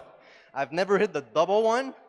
I've hit the single arm, single shoulder in competition in the past in the gym a bunch of times. Yeah, I want to try that now. That was amazing. And what does it mean to you to get a win over someone so high level like Vadim? It really feels good because I've heard only good things about him. He felt hella good, so it feels good to get that win. Yeah, that was a great matchup too. Very technical guys, very flexible. And what are the future plans? What are your next plans for competing? I'm doing the Toronto Open next week.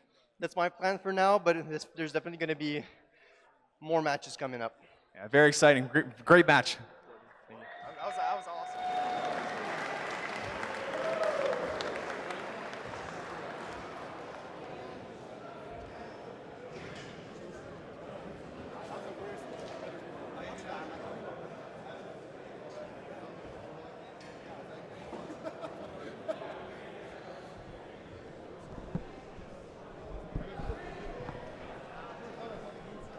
Ladies and gentlemen.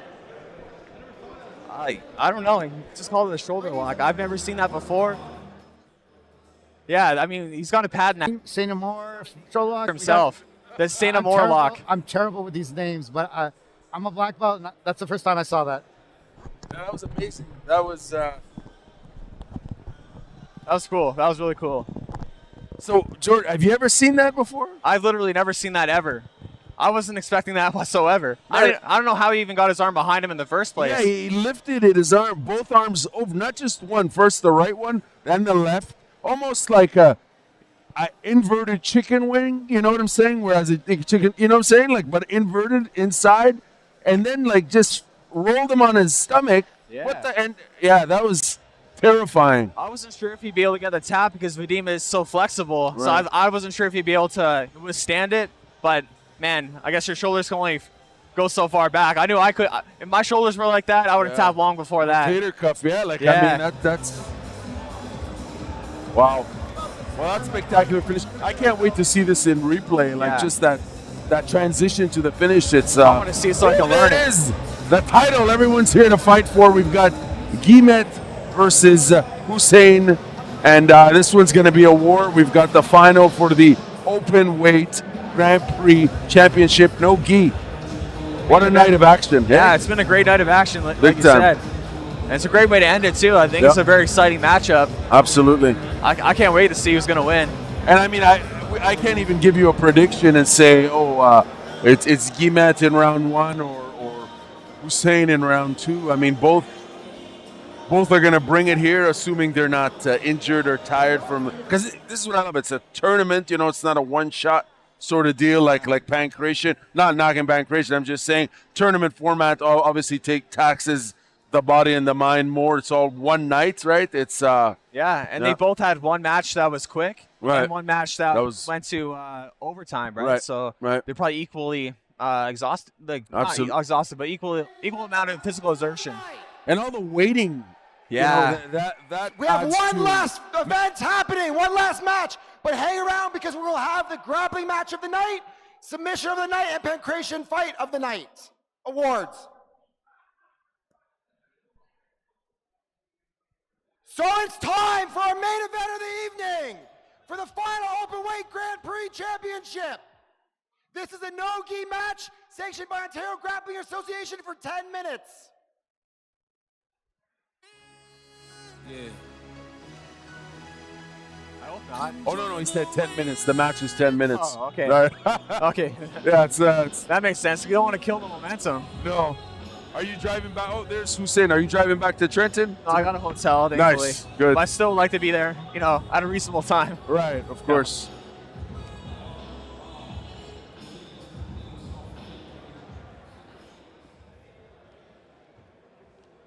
Hussein Azim from Toronto, top team, is in the cage. Last year's winner, of course. Yeah, it's going to be a good one. Like I said, Guillemette is the dark horse, and he's in the finals. He's the purple belt against the black belt. Already beat one black belt. Let's see if he can do it again. I mean, if he wins, that's a huge statement, man. I mean, like, especially the way he's fighting. It's, I must say, it's entertaining to watch, He's got a bright future in jiu-jitsu. I think if he wins this match, it really showcases how bright that future is.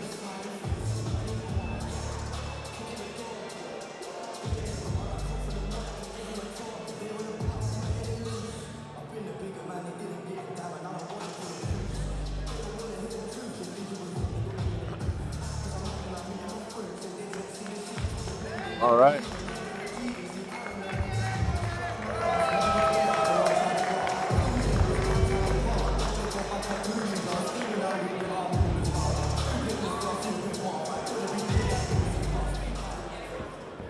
Introducing first out of the blue corner, fighting out of Toronto top team, Hussein Azim! And his opponent in the red corner, fighting out of Evolution BJJ, Nicholas Guillemette! Wow, what a way to finish the evening. Yeah, this is going to be exciting. You ready? Ready? March! Okay. Who do you think's going to win? I don't know. It's a tough one.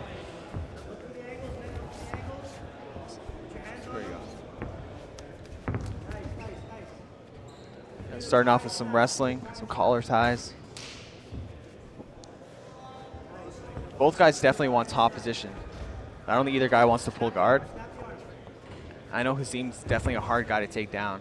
So we'll see if, Guillemette gets a little frustrated trying to get the takedown if he will pull guard. Or if he can get the takedown.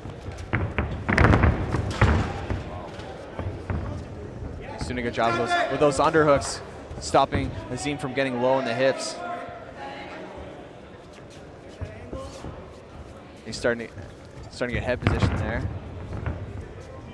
When you keep your head in front of them like that, they can't shoot on your hips because your head's in the way. Oh, he shoots. Going in now. But again, Hazim uses his underhooks this time.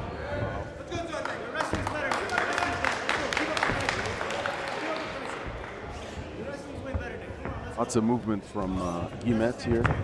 I think that's a wise tactic because I think the more he can kind of tire Hazim out, I think the more success he'll have later on in the round. Hazim just carries so much muscle, so much weight. It's hard to, get oxygen into your blood and just go for a long time like that.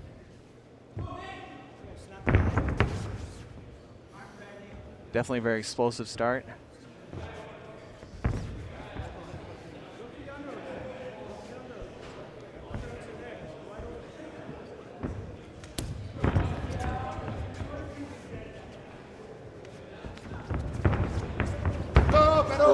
He's Gatsino here. He might have grabbed the cage. It's just that instinct is so hard not to. Oh, wow. And it's actually beneficial for, oh no, not even some side control.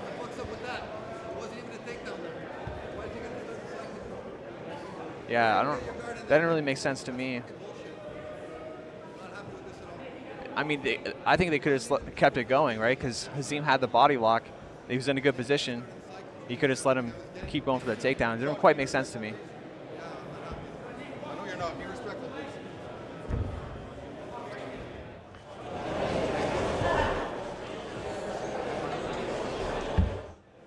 It's so hard to make space against a guy like Hazeem. There we go. Guillet's doing a better job now. He's got to be careful doing that. He's gonna get his back. He might get his back taken.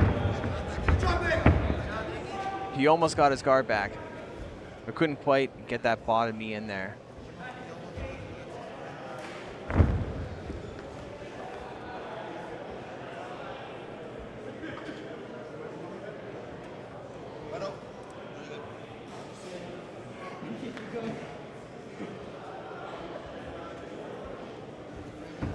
Guillet wants to start turning his hips towards Hazeem. There you go, much better now. And now he's stopping him from grabbing the head, but still Hazeem has control of the body. So he's keeping his frame in the way, stopping that crossface. I call that T-Rex arms. It works very good. Let's see if we can get. Turn him open. Oh, nice use of the cage. He did, yeah. I mean, he didn't reverse position, but he did get his guard back, so definitely improved his position.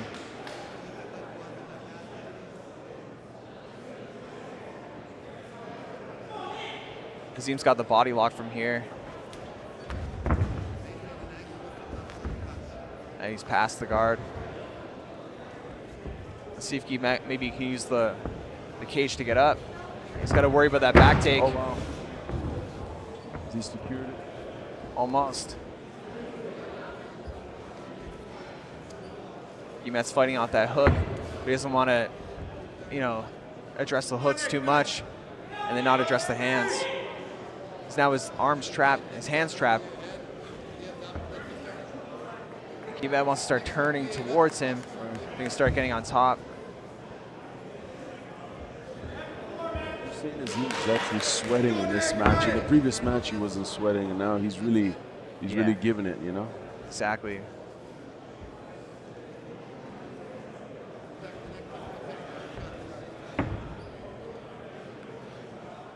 Guillet's doing a great job protecting his neck. I mean, rule number one, always, priority number one is protect your neck.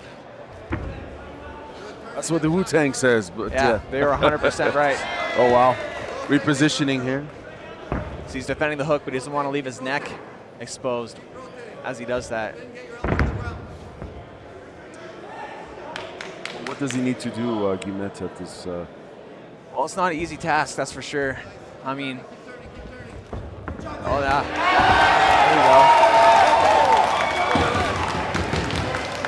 There you go. Very great job reversing position. He doesn't want to get too reckless right now. He wants to be very careful and keep position.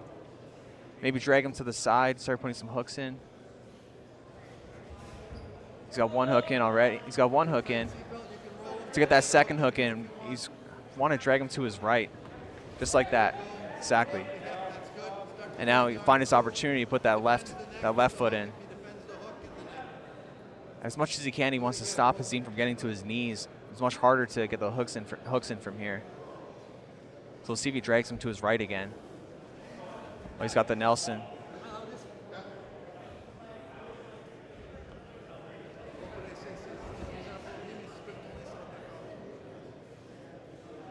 He's doing a great job controlling. Hazeem's doing a great job stopping, bringing that hook in. And it's got to be hard to drag a guy like that down to the ground. It's like He's a little too high now, too. He might lose the back from here. I think this is a better position to be in anyways, is just to be on top than to have the back with only one hook in. Let's see if he can knee slide from here. He's got to get his knee out first and then his ankle. And now Hazeem's got a bit of a lockdown. So the more Gimek can turn his leg, yeah, he wants to turn it, stop him from being able to hook onto it. Like turn his heel to the side.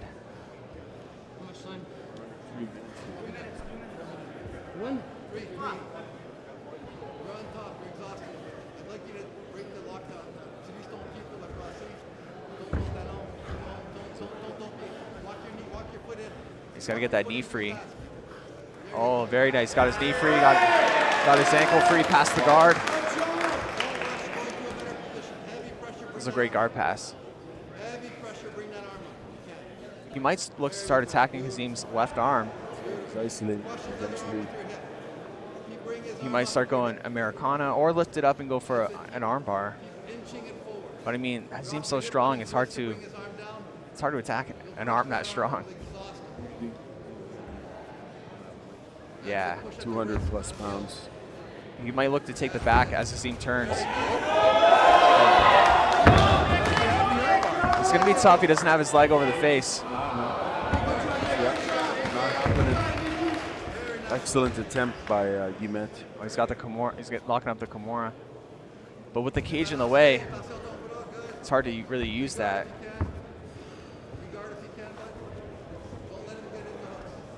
He's got one hook in. Bit of a slap.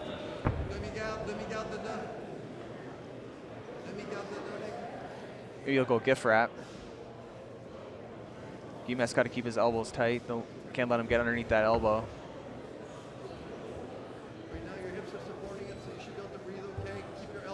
Yeah, he's got underneath the elbow. He's got the Kimura seatbelt grip. He might do a chair sit back take, bring him to his left. And Gimet wants to start turning his back, hiding his back on the mat. He's got to watch his arms.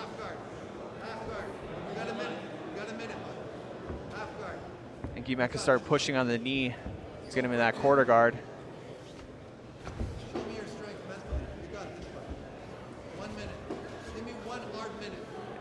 And Gimet, yeah, he wants to get his knees back in front. It's not a position he wants to be in, but at least he's out of the arm triangle.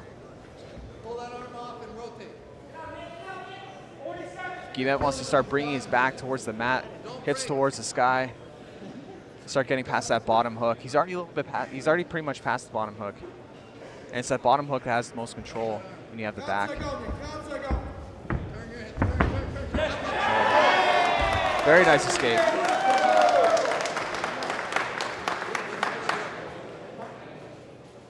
Let's see if he starts attacking that Kimura.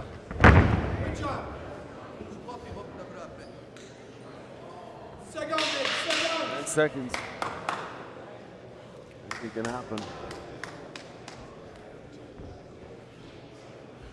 I think going to overtime, Hazim has the advantage because I think Hazim, well, he got the first takedown. He got to a better position, and it can really come down to the takedown in this overtime. Overtime only, man. This is it. Overtime only. Okay. Ready? Ready? Two, right? What's that? Do you remember the first takedown? Well, Gimet grabbed the cage, right? Gimet grabbed the cage, which let it, yeah. Did he jump guard? Yeah, he jumped guard, which could end up being a bad thing for him because, I mean, that doesn't, yeah, I mean, a takedown would look better in the eyes of the judges. And it's the overtime only that is judged to get the win. So right now it's pretty much even. Someone has to get something going, something impressive in the eyes of the judges to get the win. If Gimet can get the pass, then that would definitely be impressive in the eyes of the judges. But I imagine Hazim, oh, he's opening up now. Now he's got to take that opportunity to pass. He's got to go now. Can't let him lock up his close guard again. He's got to get something going. He's got to cement. He's got to put a stamp on that win.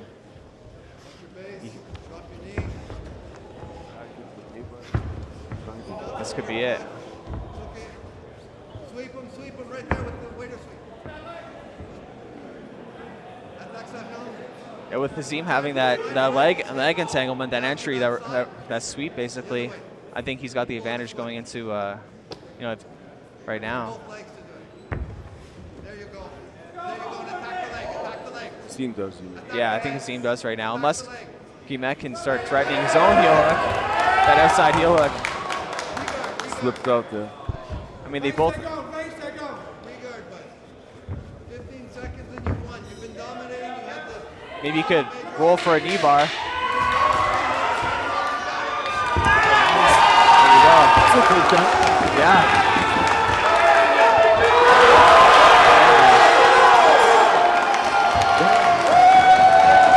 That could.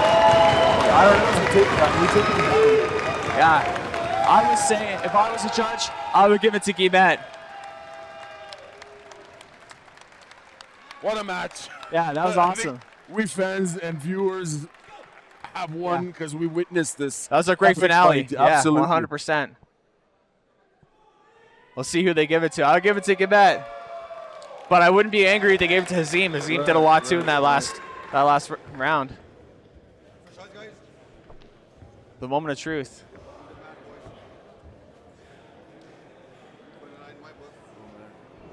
Oh, there it is. There's the title. You're going to interview these guys. Oh, you can. No, You sure? can. Yeah, yeah. Okay.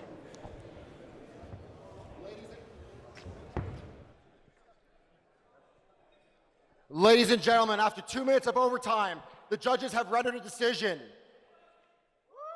The new open weight Grand Prix championship champion in the red corner, Nicholas Gilliman! Try to interview both if you can. If you can. Wait.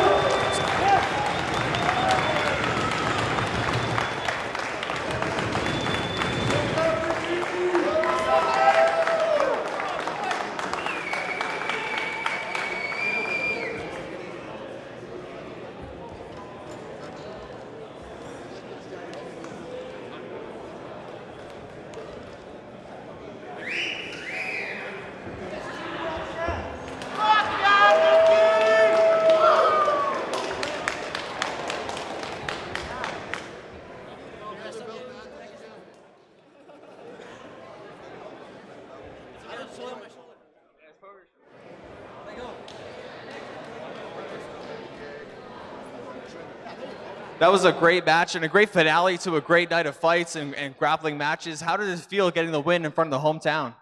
It feels awesome. I trained really hard to get ready for this competition. And these guys are bigger guys, a lot of experience, so I'm very proud of myself, and I'm really happy to be surrounded by a great team. Thank you for all the Evolution people that came to support. I love you guys. I was saying during the commentary in the very beginning, you're kind of the dark horse going into the competition because you're the purple belt, right? There's a lot of black belts. Did that play a factor? Did that make you nervous, or did that give you kind of, like motivation to go in there and get the win? No, I felt like being the underdog actually helped me with my nerves. I didn't come in expecting anything. I just did my best. I did what I've been doing in training, and it paid off. And how sure were you going into like after it was over that you got the win? Were you unsure? Were you pretty sure you put a stamp on it? I'm pretty sure that I pushed hard enough to win. It was really close during the 10 minutes. I felt like the last 2 minutes I pushed just a little bit more, but he's a great fighter, or grappler. So definitely. What's the next event for you? What next competition? I'm gonna get my brown belt soon, in about a month. I'm gonna do a lot of local competitions and maybe get ready more for the bigger gi competitions, pans, maybe worlds. But for now, I'm only doing this mostly to test myself and to test my jiu-jitsu skills. Yeah, I think you're definitely ready for brown belt, and I'll see you there at grading. It's gonna be a great time and a great match. Yeah, thank you. Thank you, everybody.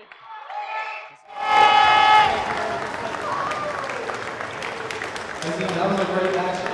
You looked great throughout the whole tournament. How did you feel at the end, not knowing who's gonna win? Like, did you feel confident that you did enough to get the win? I did think I did enough, but it's not up to me. I should have pushed harder and scored more. That's about it. It was definitely a close one. It could have went either way, and I think it would be really cool to watch a rematch between you two. Is that something you'd be open to, a rematch? Definitely in Toronto, though. Yeah, definitely. Was it tough being the visitor in front of the hometown crowd? Well, I mean, no excuses. I lost fair and square. That being said, I had no fans, no corner. Not that I don't think it makes a big difference, but it's definitely nice to have support, right? But 100% agreed. And what's next for you? likely ADCC Open in Toronto next week. Well, awesome. I know you're going to do well. You're a phenomenal grappler. You put on a great show for everyone. So big round of applause for both these two. Yeah, that's awesome.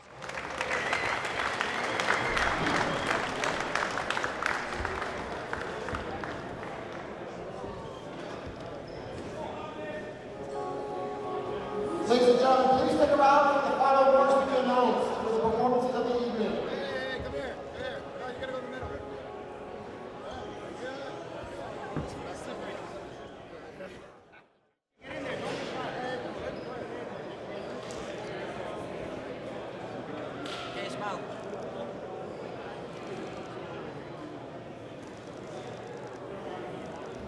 Title, the open weight Grand Prix championship title, well deserved, and I mean, all of his matches were outstanding, and he really, really made a statement tonight. It definitely could have went either way. Yes, yes. Oh,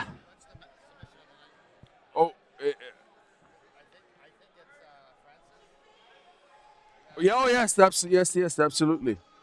For Pancration fight of the night, in my opinion, I give it to Harada. Yeah. Oh no, for the Pancration fight. Oh, yes. Okay. I mean, I said yes. Okay, fair enough. Yes, that match was outstanding. Don't listen to me. All right. I guess we don't need this.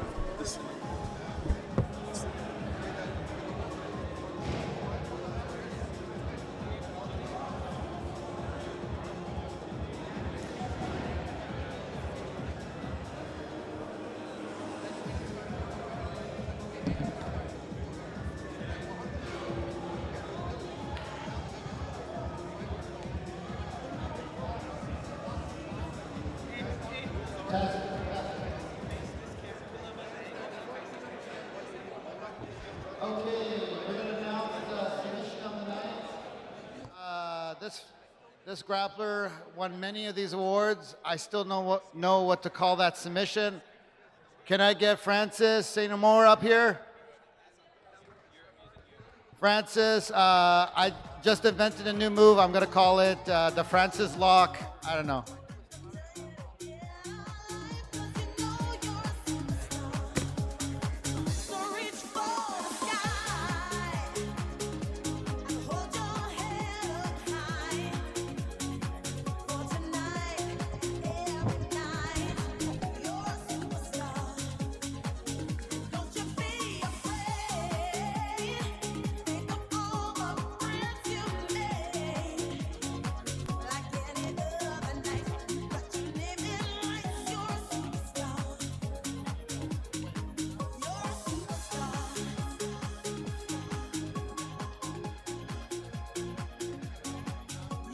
And ladies and gentlemen, the winners for the Pancration fight of the night is Abdi Rashid Jama and Lubert Nicolas.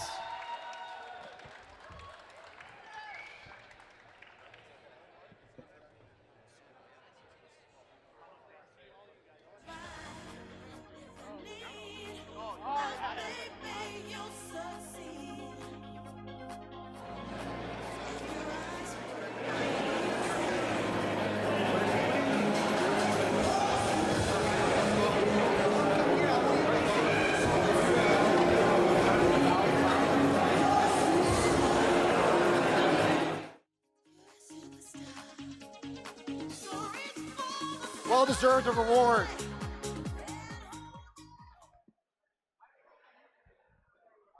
has to be the last match we saw. It has to be. Okay. Well, I can't.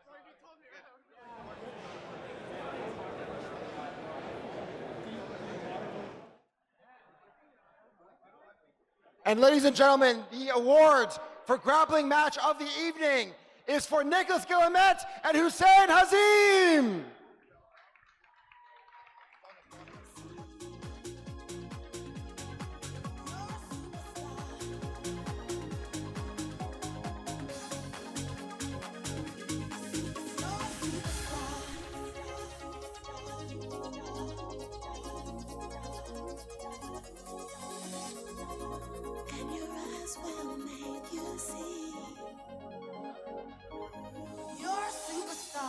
Hussein, can you please come to the cage, Hussein?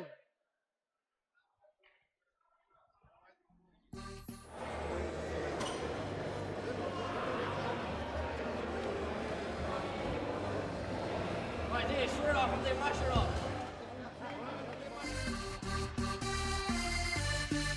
You cast a spell on me. You hit me like the sky fell on me, and I decided you look well on me, So let's go somewhere no one else can see you and me.